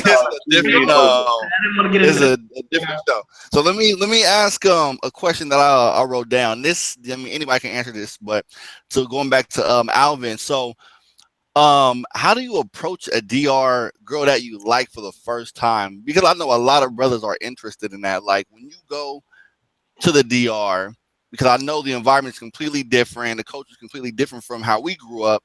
You know, especially with me in ratchet neighborhoods. How would you approach a DR chick? I always approach Like them. I always approach them like I'm like always a charmer. Like I always make them smile. Like I always say, you know, what do I say? Like I'll say, "Hola, mi amor, tú este hermosa." You know, I'll say some shit. You know, like a pickup line, and it always does work. And then I'll ask, you know, I'll see how their head at. You know, see how, you know, be smooth how with it, open they are. how open they are. You know. And if All right, I'll cool, ask them, yeah. hey, do they have a girl? Do they have a boyfriend or whatever? Then I'll be interested, and then I'll go from there. You know, it's just like from the States. It's not like in the States, like when you trying to ask a girl, talk to a girl, they always have attitudes. No, take the time. Uh-huh. They'll take the time. That's what I was Time getting at. here. They'll take the time here when you approach a girl. The women will take their time having a little conversation. I would say Okay. 98% of the Dominican girls, they willing to take their time. They'll be respectfully, no, I'm not interested anymore. They don't come to ignore you and then they leave. You know what I'm saying? So they're very friendly and Yeah. open when you speak to them as strangers. Yeah, I'll definitely agree with that. Dominican girls are very nice for the most part. Like I said, 90-something% of them, if you start a conversation, they'll talk to you, and they'll respectfully tell you that they have a boyfriend. So they're not like, oh, I got a boyfriend. They'll be respectful. But now that's on you to be respectful back. Because like I said, these girls are very respectful when they tell you they have a boyfriend. They don't try to be nasty to you or anything. And I've seen dudes kind of blow up because, like I said, they feel like they can buy everything. And that's where the brothers fuck up. Because if a girl's nice about saying that, hey, you're a nice guy, but I have a boyfriend, and she's honest about it, you got to respect that. But for the most part, there aren't any type of problems or anything. Approaching girls will let you know if they don't like you. And I would feel like most girls give you a chance. You know what I mean? To prove if you're a decent guy or if you're an idiot. No, I'm serious. A lot of girls really do give you a shot. I would say lesson learned too. Always, this is one thing I learned in the DR, and no matter what, always follow your word. You know what I'm saying? Far as like if you're going to go somewhere, be there in that certain amount of time, no matter what. Even though it's out of your control, still, I learned that lesson. Always follow your word when it comes to approaching these chicks. You know what I'm saying? You got to follow your word and stick through it, whatever it takes. I learned my lesson because of that. So it was never flake out on them, pretty much. Like, don't flake out. Don't if you flake out on them, better be a reason. You know what I'm saying? Exactly. I mean, hey, I'm the same way. If a bitch flake out on me, hey, I'm expecting a reason. If not, you getting cut. Like I didn't flake on her. It was just I was in a fucked up situation, but she didn't really believe in me. She was just pissed off and then cut me off. She had an attitude problem. A lot of Dominicans, when they pissed, Dominican girls, woo, don't get them pissed off. They will cut your dick off. Any input on that? That's one thing that I've actually got to work on, because I flake and I do a lot of I flake a lot, and Dominicans have told me that's one of my worst qualities. Now, I listen to them about that, and that's something I really got to work on. But Dominican, definitely. A decent Dominican girl, if you're straight up with her, she'll be straight up with you. I'll say that. Yeah. So another question I want to ask you, Alvin, is where did you meet your chick at? Like your one of your girls or your girls? Well, my first Dominican girlfriend, like my first one, or just like the real relationship, I would say, Dominican Cupid. That's a good website to go to. I met her through there. You know what I'm saying? Because she approached me. I didn't approach her. like the chicks, if you're a good guy, whatever, like you got all these fine chicks on that website. Like you can probably cancel it for 3 or 4 months. And if you put California or you're in the state from the States, which I'm probably gonna switch. I think I'm gonna switch too. I mean, your shit will be fucking populated. When I put my shit back to Santo Domingo, it don't mean shit. So I'm thinking I'm gonna switch my shit back to the States. I'm switching my shit back to the States. Oh yeah, I currently live in Santo Domingo. I'm gonna switch my shit because when I put it back in the States, everybody's texting me all that shit. Hey, I'll tell you exactly why that is. There's 2 reasons. One of the reasons why is some girls, like I said, are choppy and they want a guy from the United States and they feel like they won't actually have to see the guy. He'll just send them money. But that's like, I'm not saying that's a small percentage. It's a medium. There's a mix. And then there's also girls that want a foreign guy because they feel like a foreign guy will actually treat them better. Because some Dominican girls have had, so many problems with Dominican guys that they're like, I don't like Dominican guys because some Dominican guys like to beat you and this and blah, blah, blah. And then they just want your money or you're controlling and jealous. And you probably watch the news. How often do you see the news where a Dominican guy killed his old lady and the kids and everything? Like what happened a couple weeks ago? The guy killed everybody in the family because he was jealous or something like that. So that happens a lot. So Dominican guys, not all, but you do see where the Dominican guy gets crazy and kills the girl. So some Dominican women don't want to put up with that. Like I said, it's not all Dominican guys. It might not even be a lot.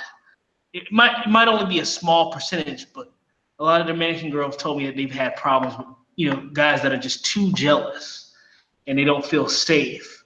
But like I said, you kind of got to take that with a grain of salt. That could be a game on their part where the girl is just trying to make you feel like the man. So you never know. Damn, that's crazy. Now, another question I want to ask is, when it comes to the language, when you got a girl there, how does that affect the relationship, though? Alvin, you want to start? Oh, what are you saying again? I'm sorry, I was slow. Say that question. When it comes to your relationships, the language barrier, like how did that affect? Well, my ex knew how to speak English. I was fortunate. You know what I'm saying? I mean, I was fortunate enough with my first. Because my ex is from Puerto Plata, so she knew how to speak the language, but she didn't know how to speak the language. I mean, her language, we had a little language barrier, and then I didn't know how to speak very English really well. I mean, Spanish. You know what I'm saying? So I didn't know how everything was because, like I said, a lot of these girls too won't, if they know how to speak English, they won't even teach you how to speak Spanish. And that could be a thing too. Be careful with that. Like if you got a girl that you're with, and she doesn't let you speak Spanish because they number one, they're jealous, is because they don't want their foreign boyfriends to know everything. They just want they don't want their foreign boyfriends to know the language, because once they know the language and then they talk to a girl, then that's it. They probably lose them. There's a lot of girls that think that way in the country. Well, they don't want them to do. If you're as a foreigner, they don't want you to do. They don't want you to do shit. I wouldn't. That's why I say, huh? I wouldn't completely agree with that. That is some girls that do, but some girls like that. But I mean, in my experience, that happened to me. She didn't like. My ex did not want me to speak the language. She's like, just speak English. You don't know how to speak Spanish really well. She That's never fucked up. That's what I'm talking about, though. Like, damn, bitch, you be a little less harsh. I'm telling you, she was harsh as fuck. You know, that's why I said that it's me and her. Like I said, my experience about the girl. I'm not saying she's a bad woman. I don't think she was. You know, like you said, James, like she was one of those few people that would really look out. She really did. You know what I mean? But you know, it was very stressful, and I couldn't handle that. You know what I mean? I'd rather have my self-respect than deal with a woman that's not going to give me the respect that I really need. I don't want to be I don't want to deal with the overbearing situation. I dealt with that when I was in the United States. I don't want to deal with it like that so much. And I know, there's going to be some fuckery, but I don't want the fuckery to be stressful. You know what I mean? Gotcha. So that's the reason why. Yeah. Now, one thing I'll say is sometimes you have girls that are like that they don't want you to speak Spanish because they don't want their families, or they don't want you to understand that they got another boyfriend, or they're talking shit about you, or they don't respect you and stuff like that. Yeah. But that percentage isn't as high as percentage of girls that want you to speak English because they want to learn more English. And sometimes these girls have jobs where they speak English. And when they're able to improve that English, they're able to make more money with that job. Because if you speak English as a Dominican, you make way more money than a lot of people. So to them, when you speak English, that helps them to improve their life. So if I'm able to make 4 to 5 times more money than I was making previously, like think about that. If you make 5 times more money than you make now, wouldn't you keep doing what you're doing to make 5 times more money? So you kind of got to understand them on that kind of aspect, because that puts them in a completely different social class. You know what I mean? So living with them, you kind of understand, like I have friends that, hey, teach me English, help me with English, this. And you find a lot of Dominicans that are in English school because it helps to take them out of poverty, So that could also be another reason. You know what I mean? It is. I mean, to me, oh, go ahead. Oh, sorry. Because like I said, I got to think about if I was in that person's shoes and I could do something to take myself out of poverty, I would do it. You know what I mean? No, seriously, Jaden, you would agree. If you're poor and it's something that's going to take you out of poverty within the next year or two, or you could just be poor for the next 20 years, which road are you going to take? But okay, so I'm gonna give you my honest but unbiased opinion on this one, because the areas I go to, and this is just based on my personal experiences out here in Mexico, you can go. Well, me personally, I've been to the most impoverished areas, but the people are happy as fucking shit. So it all depends on how you embrace something. How does the environment treat you? How does the people treat you, and what you're okay with? So I do understand where you're coming from. Like, for example, the reason why brothers go abroad is, of course, females, and they want to be treated a lot differently. But for me, I hate being around niggas. I hate being around motherfuckers that I gotta fear my life for. Just when I walk down the street, like, bro, you from Cali, Alvin. And like I'm from the Bay Area. I'm from I'm from Northern California. So I come from the environment where each street is a fucking block, and each my bad.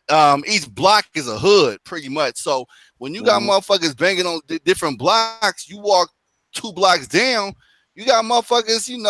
Hey, bro, shit ain't cool, like real shit. So I do not want to fear every fucking block I walk down. Like, that's not life. So that's why I made the fucking move I made. But going back to the point, when I go to these, I'll say lower class areas abroad, feel safe as fuck. So that value right there, I embrace being safe versus being in a nice ass but dangerous as fuck neighborhood, because I've seen some nice wealthy ass neighborhoods on the outside, but the niggas that's there, you got something else coming, playboy. Like Southern California, like it's like nice, you gotta wear colors. Yeah, certain parts you gotta wear colors. You can't wear them colors. Now I can wear a red shirt. Out here, I can wear a red shirt. I can wear a blue shirt. I can wear a gray shirt. I can wear the fuck I want to wear. Now, Alvin, I didn't ask you this before, but what part of Cali are you from? The LA area, like the valley. Okay, perfect. So let me explain on that. Like, I got cousins from Long Beach, and I know it's a bunch of Crips out there. Mm-hmm. But me, growing up in the Bay Area, we don't bang colors. We bang blocks. We bang hoods. But even though I was never a part of that, I always looked at it from the outside. But I'm heavily influenced, and I'm aware of it. So going to Southern California, which they bang colors, the Bloods and Crips, red and blue, and now they got Grape Street, and purple and all the other colors. But you gotta fear on what colors you gotta fucking wear. Like, you can't wear purple in certain areas. You can't wear green in certain areas. You can't wear red, blue, and etc. in certain areas. Or nigga, that you go get got. That's just how it goes. So my point is, the moral of the story is that I value being safe. That's my point. So that's why I said to you, James, I kind of have to be unbiased. I have to give you an unbiased opinion on this one and approach on this because, yes, a lot of people, if we are in the United States and we look at projects, when I hear the word projects, I'm thinking hood ass niggas, a lot of guns, drugs, and violence, and fuck that. I'm about to avoid those areas when I hear the word, I'm about to go to the projects. You got me fucked up. So that's just how we grew up in that area, in that era. Remember, I'm an 80s baby. I grew up in the 80s. So 80s and 90s, that era was cutthroat. So back to my point. Hey, I'm with the poor people most of the times, but they happy as shit. They embrace me, and hey, I'm happy to the motherfucker. What I gotta say with that is, but you gotta understand that there are social programs in this country. In the United States, you can be poor, but you got welfare. You're not gonna starve to death. Here, you can starve to death. So you gotta understand, I'm not gonna be in a situation where I could die or I could be severely hurt just because, hey, everybody here is happy. You know what I mean? It's kind of like that. There's one Dave Chappelle show, a Dave Chappelle joke. Am I supposed to be happy about starving to death? You know what I mean? No. Mm-hmm. So you got to understand from that situation where I'm not saying that there's people starving left and right because there's bananas and shit in fields and chickens that you can kill. But you got to understand, sometimes people want to move up in life. Some people don't want to be poor all their life. And you got to understand that there's areas where somebody might be poor in the campo and they're happy. But being poor in the campo where there's food and there's a community is different than being poor in the city where there's drugs and violence and rapers and killers. Because in Santo Domingo, like, niggas will blow your motherfucking brains out. Like, and I hear you on that one. So you got to understand that somebody like that might be more willing to get out of that because they understand that. Of course, no doubt. I might not that live. I agree with you on. I do agree with you on. Like, who wants to literally just stay in the hood and just be like, you know what? Even though I have an opportunity to get out the hood and do this, but nah, fuck that. I want to stay out here and take the risk of getting shot just because, for the fuck of it. Like no one wakes up thinking about that shit. So I do agree with you on the point where, no one, if people have opportunity to better themselves and, not starve, why not take that opportunity? Yeah. Like, no one wants to stay around when they have a higher risk of getting killed. Because remember, country poor, the countryside poverty is different than the city poverty because one, you can live off the land if you guys have at least a little bit of land or something like that. In the city, you don't own anything. So you have to hustle and grind.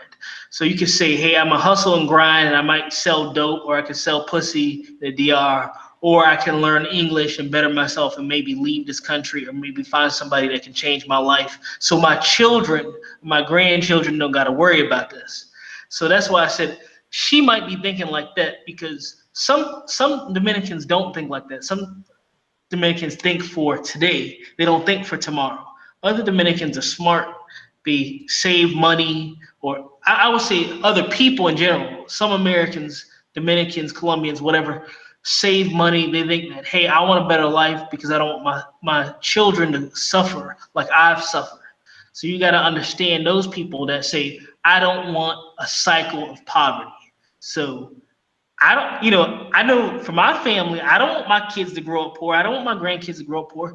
So that's why Al, me, everybody in this group chat, we strive to be better and make more money so we're not poor and our family's not poor. So when Dominicans do it, we got to understand they're doing the same thing we're doing because it's survival. But Exactly. but here survival is real survival. In the United States, we've got government assistance, food stamps, and all that. There are no food stamps here. Niggas hustle or starve. Hustle or starve. I heard they got rations though out here. From what I heard, like they got rations. They got like food banks, but not like like United States. I've never actually seen it. And any type of rations, I bet you it's not enough to feed a family. And it's probably not enough to feed you for a week. So, and it's probably not the food that you want or might even be super edible because you kind of understand how people cut corners here. So that's why you got people that are hustling. Like there's one guy I saw recently. I didn't know this man slept on the beach. She was, kind of fucked my mind up. So you got to understand that there's no public housing, there's no food stamps and stuff like that. So if I'm a chica and I have an opportunity to get with an American guy that can teach me English. So if me and him are together, we go back to the United States, or say for instance we do break up, I still might have an opportunity at a job in the DR that pays me to where I can actually live off of instead of returning to the streets, selling pussy, or working in a grocery store where I can't even make any money and having to work at a banco and then you got to work 2 jobs. I know how it goes. Man, work at those fucking bancos, god damn. I'm like, they don't pay those people shit. They pay them $1 an hour. But then that's the average for the Dominican Republic anyway. Yeah, that's like what, $60 a week? Well, that's $60 a week, and then that's $120 a month. That's survival. No, but they get paid a little more, like $200. They get paid $200. Well, somebody actually asked her this 2 days ago. She told me she gets paid 9,000 pesos at a banca. Let me actually put that into Google right now.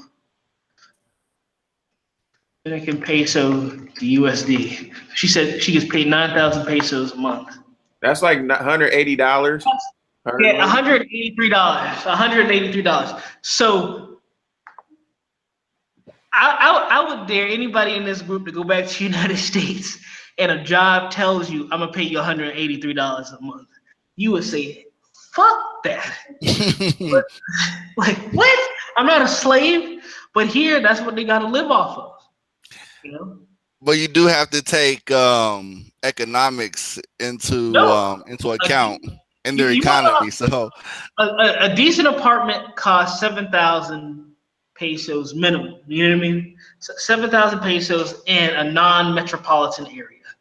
You can get a decent apartment in somewhere for like 10 to 12, and if you want to live like us, it's a little bit more.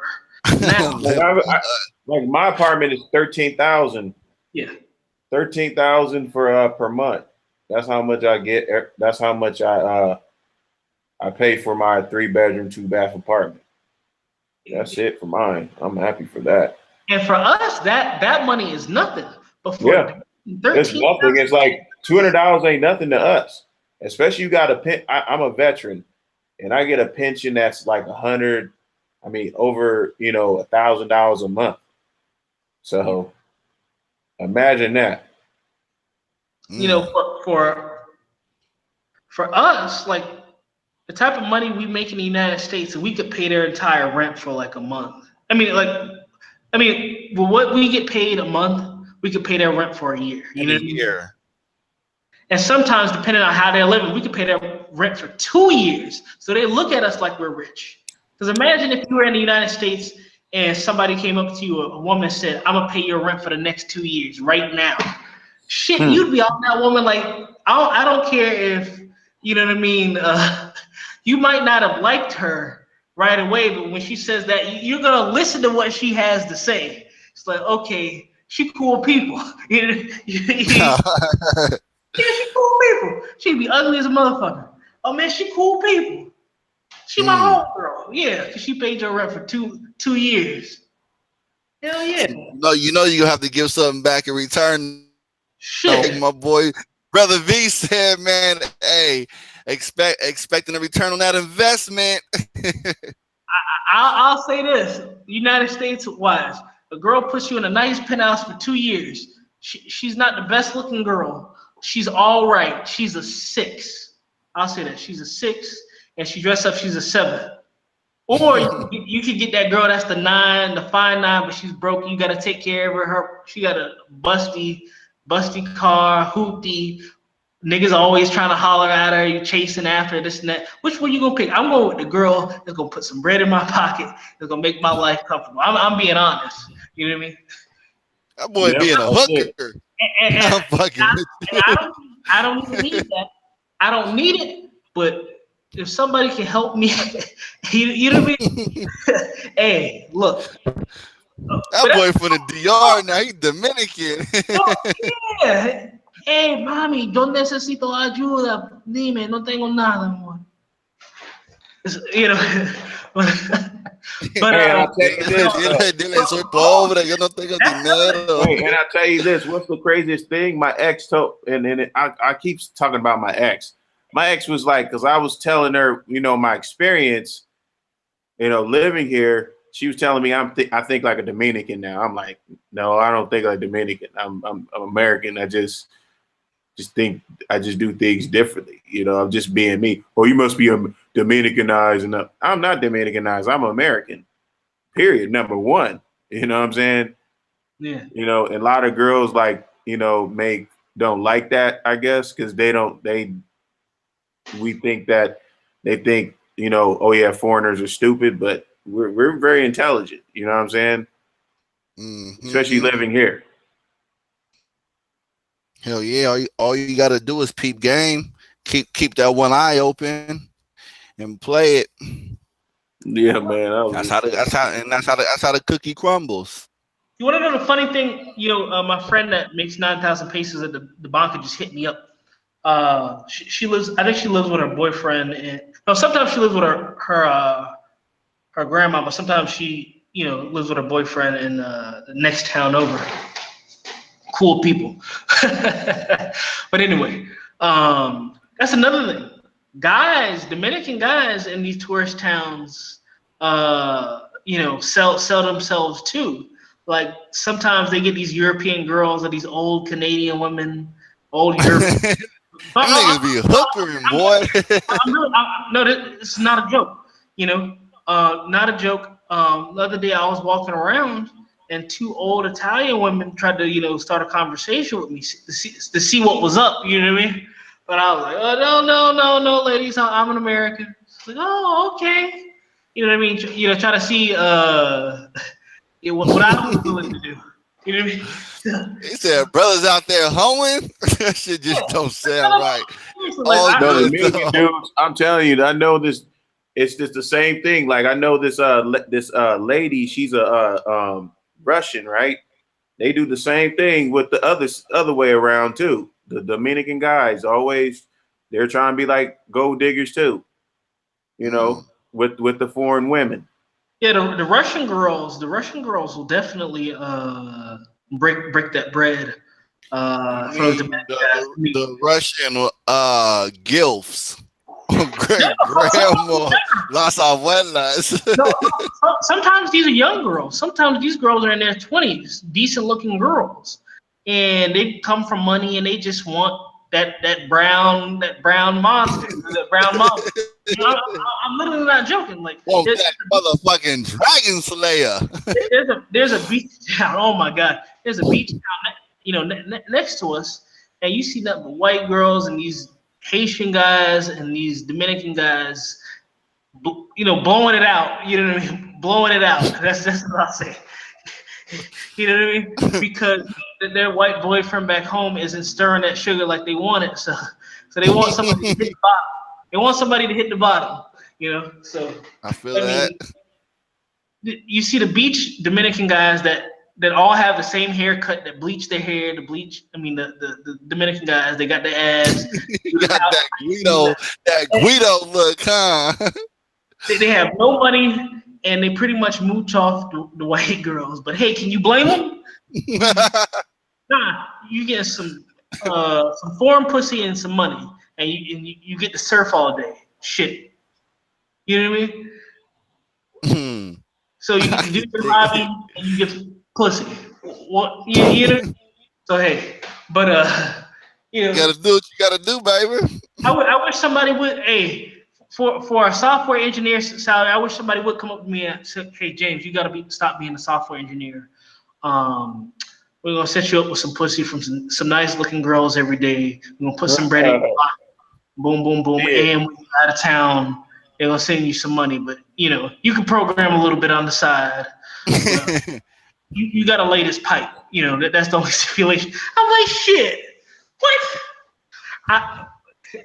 Anyway, but you know, I've personally been approached by Canadian women. But I'm like, no, ladies, I'm a tourist. I'm not out here. You know, slanging that wood. slinging that. You know. And the funny thing is, my girl laughed when I told her. She's like, "No, you can go ahead." I was like, "Nah, baby." She's like, "No, you can't cheat on me with those women. You know, we need our rent paid." I was like, so "Damn, that's crazy." She's trying to hit you with that hustle and flow. We're not gonna touch too much on this, but this is a Puerto Rican slang, bugaron. Pretty much a guy that has sex with white guys. But he says he's not gay. You know, they have a lot of those here. They have a lot of those guys here. So if you see something that looks weird, it probably is weird. So you know what I mean? So you see that shit. But anyway, we'll go back to the Dominican women. Great women. I love this country, and not just the Dominican women, Haitian women. I mean, I would definitely have to give a shout out to the Haitian women because they really hold it down. I've never been with a Haitian woman before neither. So the Haitian girls, I'll say this, extremely educated because they have to be. They gotta hustle that much harder. You'll find Haitian women that know 3, 4, 5 languages. I'm serious. Most Haitian women know at least 3 languages because you got to if you live in this country. You gotta survive. You gotta grind, and with that whole racism thing. And you could be an educated Haitian woman and still not get a job and still not be appreciated and still, be undermined every single day. So I definitely give a shout out to Haitian women because they work harder than anybody I've ever seen, you know. So, and if you want somebody that's really gonna hold it down, I would definitely say, Haitian girl, because they understand a deeper level of poverty than even the Dominican women might. Like I said, I love anybody that loves me. So I love Haitian, I love Dominican, I love, if I could find an American girl or Colombian and Brazilian, I just want somebody that's in my corner because that's the most important thing. Having a girl exactly. But like I said, some brothers come down here and they don't want that dark skinned woman. They want that light skin, red bone, boom, boom, boom. What they've been brainwashed. But if you come down here, you notice that the German guys scoop these Haitian girls up. German guys love the Haitian girls. I'm talking about the blacker she is, the more they want her. I'm dead serious. And they appreciate the Haitian girls more than we do, which is kind of a fucked up thing about our culture because we don't appreciate our black women that are actually in our corner. I'm not talking about the U.S. sisters that are trying to put us on child support and trying to put us. I'm not talking about those. Fuck this. I'm talking about like a real sister that'll have your back. The foreign sisters that'll give you her kidney if that is what it takes to keep you alive. I'm talking about those type of women. we chase the red bones because we want to show off and we want to take that picture back home and say, man, this is my homegirl. She fine. She red bone. Boo boo boo. And then she receiving Western Union from other niggas right before she about to sell that motherfucking thing. But she cool because she red bone. She got a fat ass. You know what I mean? I tell these niggas that, man, they deserve you everything do have to take into they consideration. deserve. I don't mean to cut you off, but you do have to take into consideration is that, man, we want to be seen with trophies too. But going back to what you said about within the Dominican culture, the women want to show off their fucking men like prizes. They're proud. They're very prideful of what they got on their arm. So that's kind of how it is. That's how they became accustomed If they to doing really that. And like you, that's kind of how we are too, though. Like, I don't like when you travel and you going back home, and it's a definitely, and you know that brothers want to hear your stories. You don't want to fucking disappoint them. You don't want to bring them fucking a bunch of pictures, fucking looking like hobos and homie the clown ass bitches. Like, we want shit to talk about. You know, I mean, that's kind of how it is. But I do get where you coming from about, it's good to have, a good relation with, like, our Afro sisters and shit like that. But it's like, look, us brothers abroad, yes, we do come from, a country of, colorism, racism, and all that BS. But when we travel, fuck the color, we want a bad bitch. Simple as that. She could be, from the palest to the motherfucking darkest chocolate and anything between. We don't give a fuck about that. If she got a good package, I mean, including her mind frame, it's all good and dandy.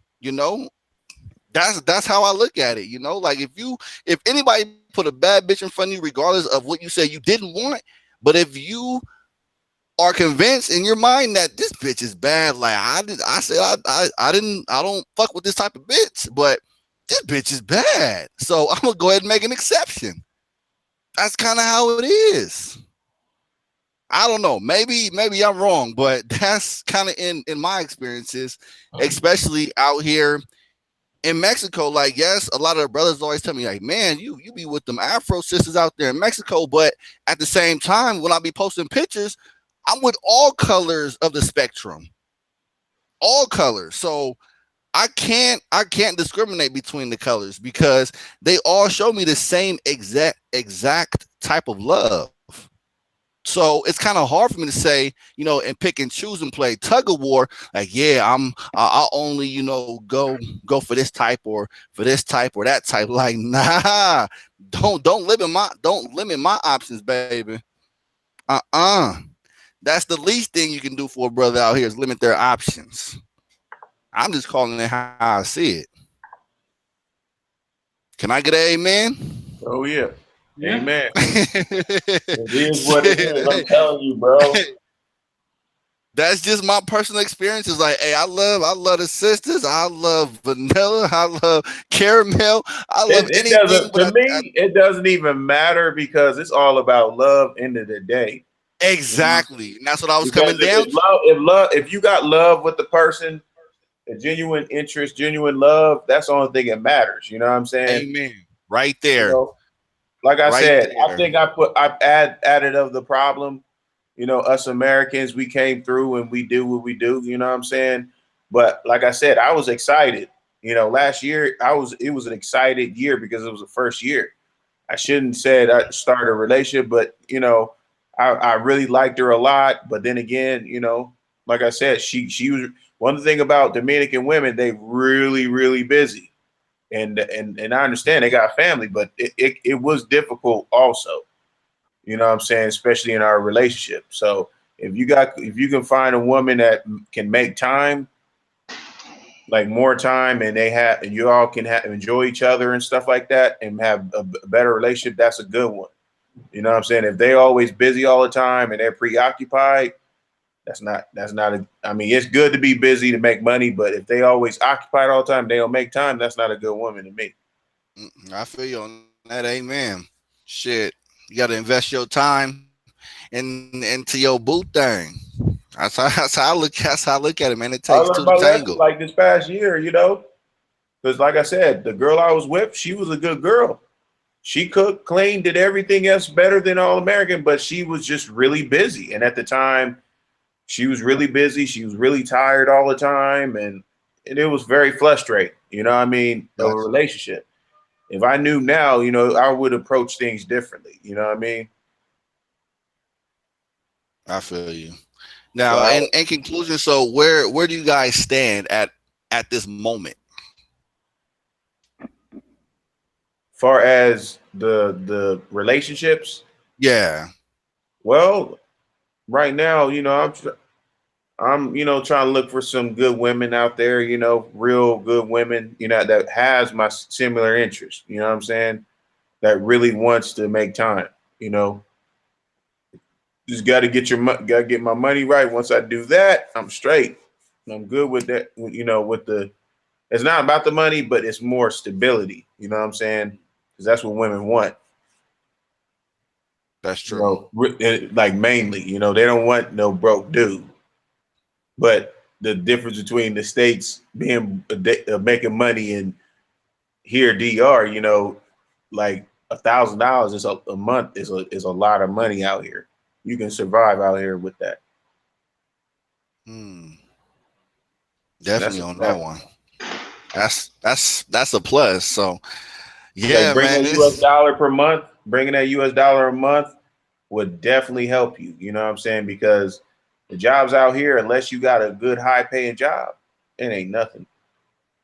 Yeah. damn. I mean, yeah, that's good. Like But yeah, going back, go yeah, ahead. go. No, go ahead. I'm sorry. Going back to the a good point what James said is that it don't matter how much you making, the minimum to the maximum. The point is that the Dominican women embrace their culture more and value their culture more than any kind of fucking dollar, any kind of currency. Now that shit, you need to let that shit soak in. Like anybody that's listening out there, that shit you need to let that soak in. Culture versus currency. I mean, because in a Mm. lot of countries, especially in America, it's completely backward. It's about materialistic things and money Like, versus what we embrace, between each other, environmental wise and society wise, between human beings. That shit is important. And until a lot of brothers realize that, and we need to start being accountable and going outside the box and learning how to adapt. A lot of people, they don't want to step outside the comfort zone. And right now, I'm getting real nitty and gritty right now, But that's the biggest thing. And I get a lot of people trying to, knock me down, but it don't phase me because I've taken the initiative to step outside my comfort zone, to go outside and step into a whole nother country solito, and learn everything that I fucking know. I was thrown into the Shark Tank. I threw myself into the Shark Tank, So in conclusion, y'all gotta step outside your comfort zone, man. There's so much more to learn just being outside of the box. James, you wanna chime in on that one? we've been lied to and brainwashed that money buys respect. Money does not buy respect. People respect money, but they don't respect you. Money buys tolerance. Money buys tolerance and not respect. Once that person doesn't tolerate you anymore because they've gotten enough money from you, that's when they show their true colors. Think of the whole Black Chinas and the who's the other girl, Amber Rose and all that. They have no respect for any of the men that they operate with. And one thing I will say, those girls are American chapeadores.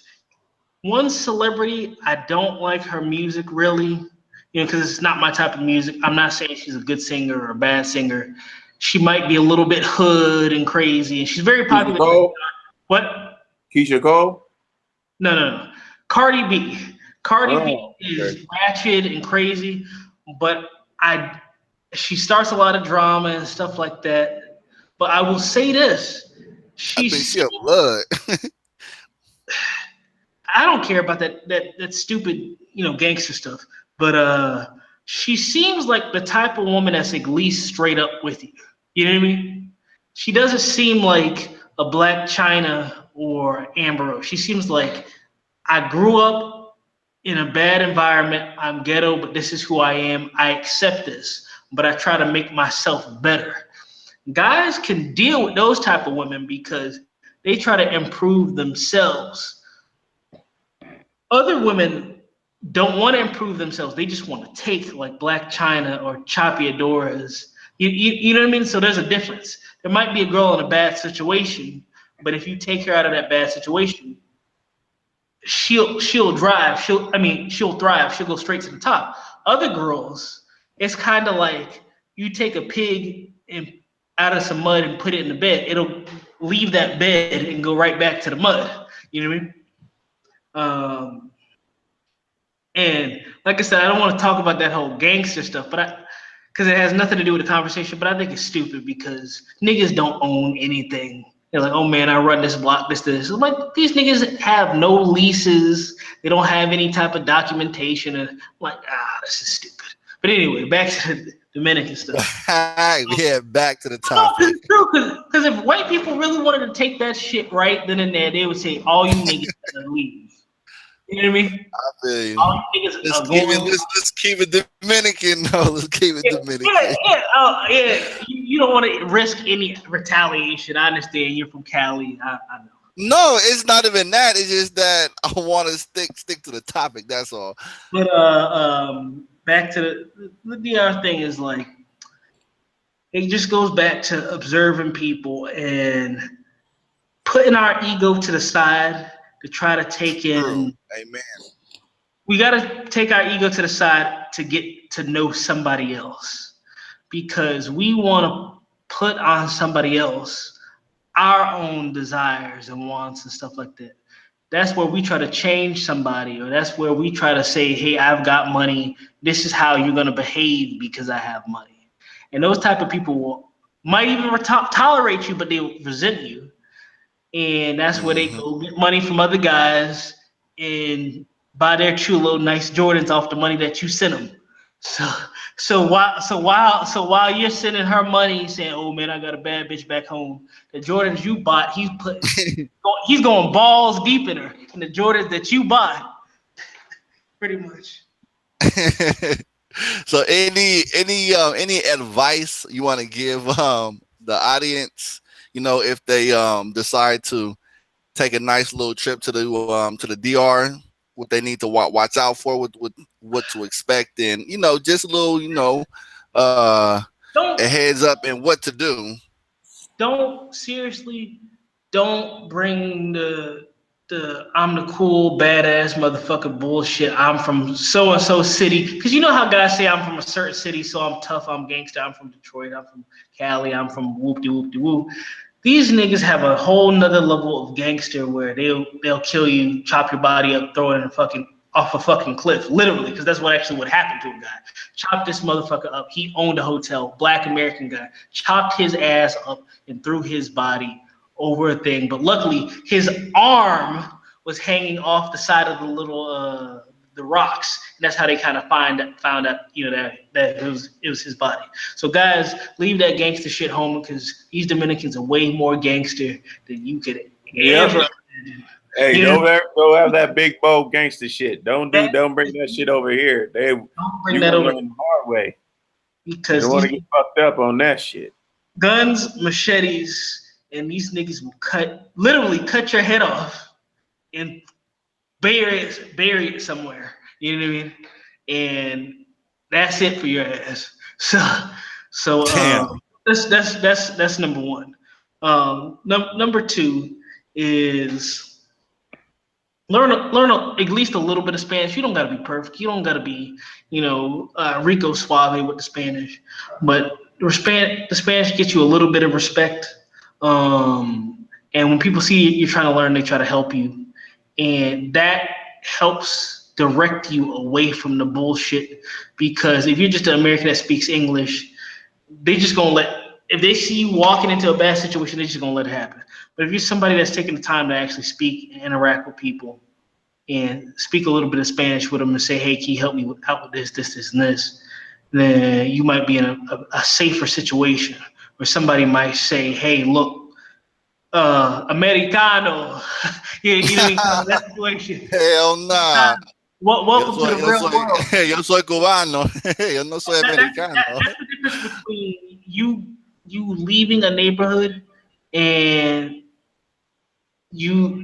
a blockade being set up to where you gonna have to come out of all your shit. you know what I mean? Like, come up out of that chain, come up out of them shoes, all that other shit. You know what I mean? They do that. If you want to be big bad, you gonna get fucked up out here. Get that work. You better humble yourself. Because you'll get humble because they'll pull up to you on a motorcycle. They'll pull up right next to you on a motorcycle and tell you, give me all that shit. You know what I mean? So they got two guys, and that's a funny thing because that actually originated in Colombia, where you had the two guys on the motorcycle. One guy is the driver, the other guy with the gun. But that spread all throughout Latin America. So if y'all feel like y'all ready to tango and you don't have no guns, but they got guns and machetes, if you Billy Badass, then go for it. If you're Denzel Washington from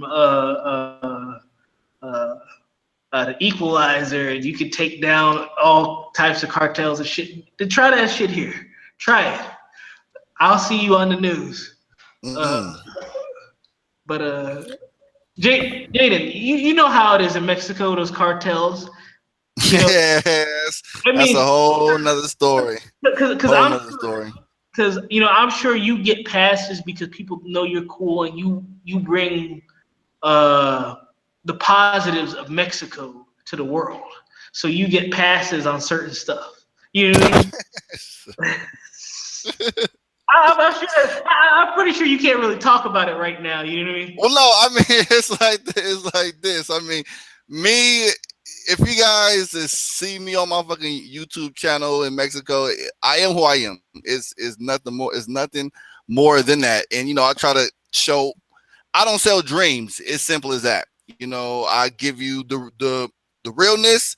You guys come out here and you guys just be aware. It's as simple as that. But going back, what I want to add to this, tips for you guys or to be aware of or whatnot. My take on it, relationship wise, in the Dominican Republic, I've never been there, but in a Latin American community, which includes Mexico as well, but the Latin culture, learn the fucking basics of the language, Spanish. I mean, just like James said, that's like the minimum you can do. To communicate. It's communication, but they'll actually take you a little bit more seriously if you're trying to talk to them in their native tongue, in their native language. But try to just spend some time with them. Don't be that typical fucking gringo. Solamente quiere sexo y nada más y ya vete a la verga. That only want fucking sex and on to the next chick. That's how they go treat you. So it all depends on, how you approach them. So when I end up going out there, hey, I'm trying to, show me a fucking good time and show me the fucking culture aspect. Show me everything, because I ain't trying to get my head chopped off. So I'm gonna try to blend into the fucking crowd. So, don't be no showboat and be very humble. Now, humbleness is the fucking key. Humble. Now, remember that time? I'll keep this short. Remember that time, first night in Mexico, we went to that club, and you were trying to show me around. You got really excited, and we went up to that one spot, which was kind of for the gangsters. And you started talking to this girl, and I was like, "Nigga, let's go." He's like, "No." And then one of the gangsters started to get up, but the other one kind of calmed him down because he probably knew you or something like that. Because the guy was upset that you were talking to his girl, and then we kind of dipped and we went to the other club. But it's kind of like that. Like, you know, when I was out there, I saw that people kind of recognize you, you know, from YouTube and stuff like that, and you get mad respect. And you know, from here. Because I don't do YouTube videos, but people know me from, you know, the different cities and stuff like that. I kind of get that whole thing as well. Like, girls won't try certain shit on me that they might try on a regular American guy because they're like, oh, tú eres dominicano, tú vives aquí. Oh, tú eres una, you know, other stuff that they end up saying that I won't say on YouTube. But it's different when you know the language, people know you, and it also opens up doors to not just meeting better quality girls, but just better quality people in general. True. And keeping you out of situations that where you might have to pay $10,000 for some bullshit because you're out here. It's like go to jail or go home, and they're like, okay, you don't have $10,000. Your family back home has $10,000. You're gonna find it, and you're gonna sit in this jail cell. You know what I mean? So because they're real out here. Mándame el dinero. Yo quiero la feria. They want that money, baby. Nah, the worst place you can do is go to jail in a foreign country. You are fucked.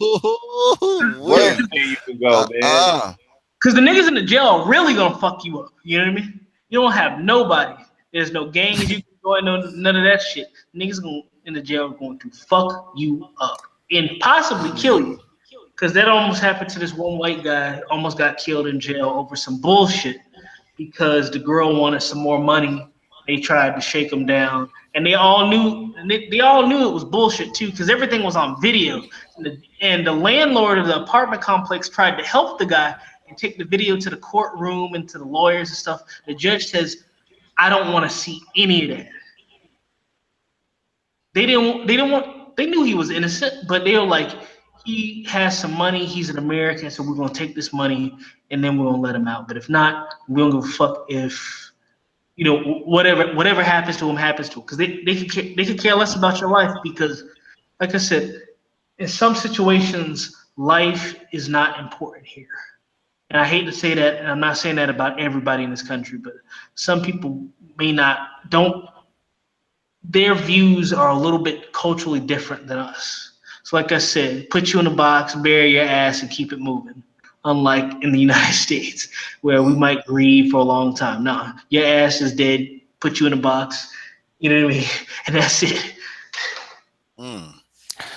Yeah, so Alvin, any relationships advice if people decide to come out here and, you know, prepare to get themselves into something? What I highly recommend, do not ever. People told me that. Do not ever. If they ask you how much money you make, you cut them off. Cut them off. Or you tell them, hey, you know, enough money or something if you like the girl. Like, don't tell them how much money you make, because once they find out, they're gonna be like, just like you said, they might be making excuses. Like I said, that's lesson learned. If I knew now, back then I'd probably be saving money. You know what I'm saying? I would be starting my business because I asked my ex how much money I made, and that was not pretty good. Damn. I mean, I was broke as fuck. But she's saying she was honest with the money, but she really wasn't. She was a hustler. You know, she was a good girl, but she was a hustler at the same time. I can't knock her for it because, like you said, James, it's an impoverished country. They have to do what they have to do. You know, it's not easy. You know, when they like every penny, every peso is a lot. 10 pesos is like 20 cents. I mean, you can get tea for 20 cents. 15 pesos is like what? 30 cents? What? A little bit more than that. 15 pesos is like 30 cents. Yeah, 31 cents. Yeah, so I mean, you can get like a little soda, a small soda for less than 30 cents. Yeah. US dollar. and then what, 50 cents, $1 for a big jug of Koala Real soda. Fit less than $1. Yeah, you get 2 liters. You get a 2-liter Pepsi or Coke or whatever you want for like 50 to 65 pesos, depending on where you buy it from. So, and if you go to the right place and they're not trying to rip you off, food here is stupid cheap. Which is why I'm trying to tell. Which is why I'm trying to tell Canadians, man, you got to come out here because the apartments here, for the amount of money you pay in Mexico for your place, you can have a real nice place. Here, man, you should be like the Dominican Republic spokesman.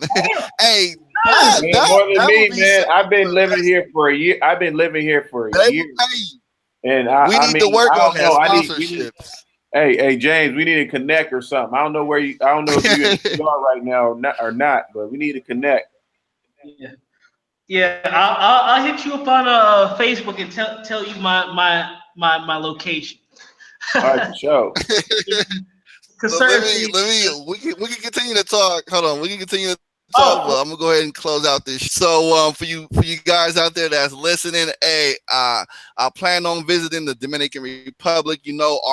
This is raw and uncut. This is just what we went through, or this is what they went through.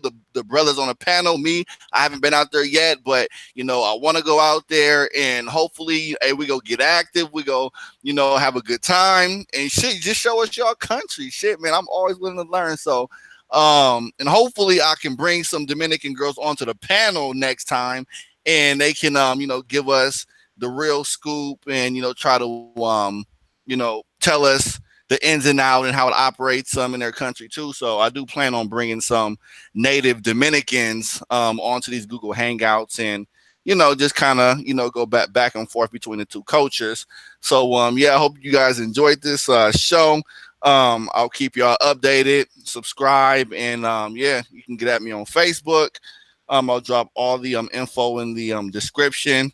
And just be on the lookout. And if you guys have questions, for the brother Alvin and brother James and brother V, even though he didn't talk as much on the panel, but you guys can reach out to them as well. So reach out. Alvin Perkins. You know what I'm saying? I'm always my Facebook's always on, even if I sleep. So hit me up. If that internet ain't going out in the DR, my internet gonna be all right. Internet gonna be all right. I'm James. James Kuntz. If you want to contact, if you guys want to contact me, just go through Jadian. He has all my info because like my Facebook is under a different name for other reasons. You know what I mean? Alien. But for legitimate reasons, of course, like the actual. Of course. But just go through him. And here's a shameless plug.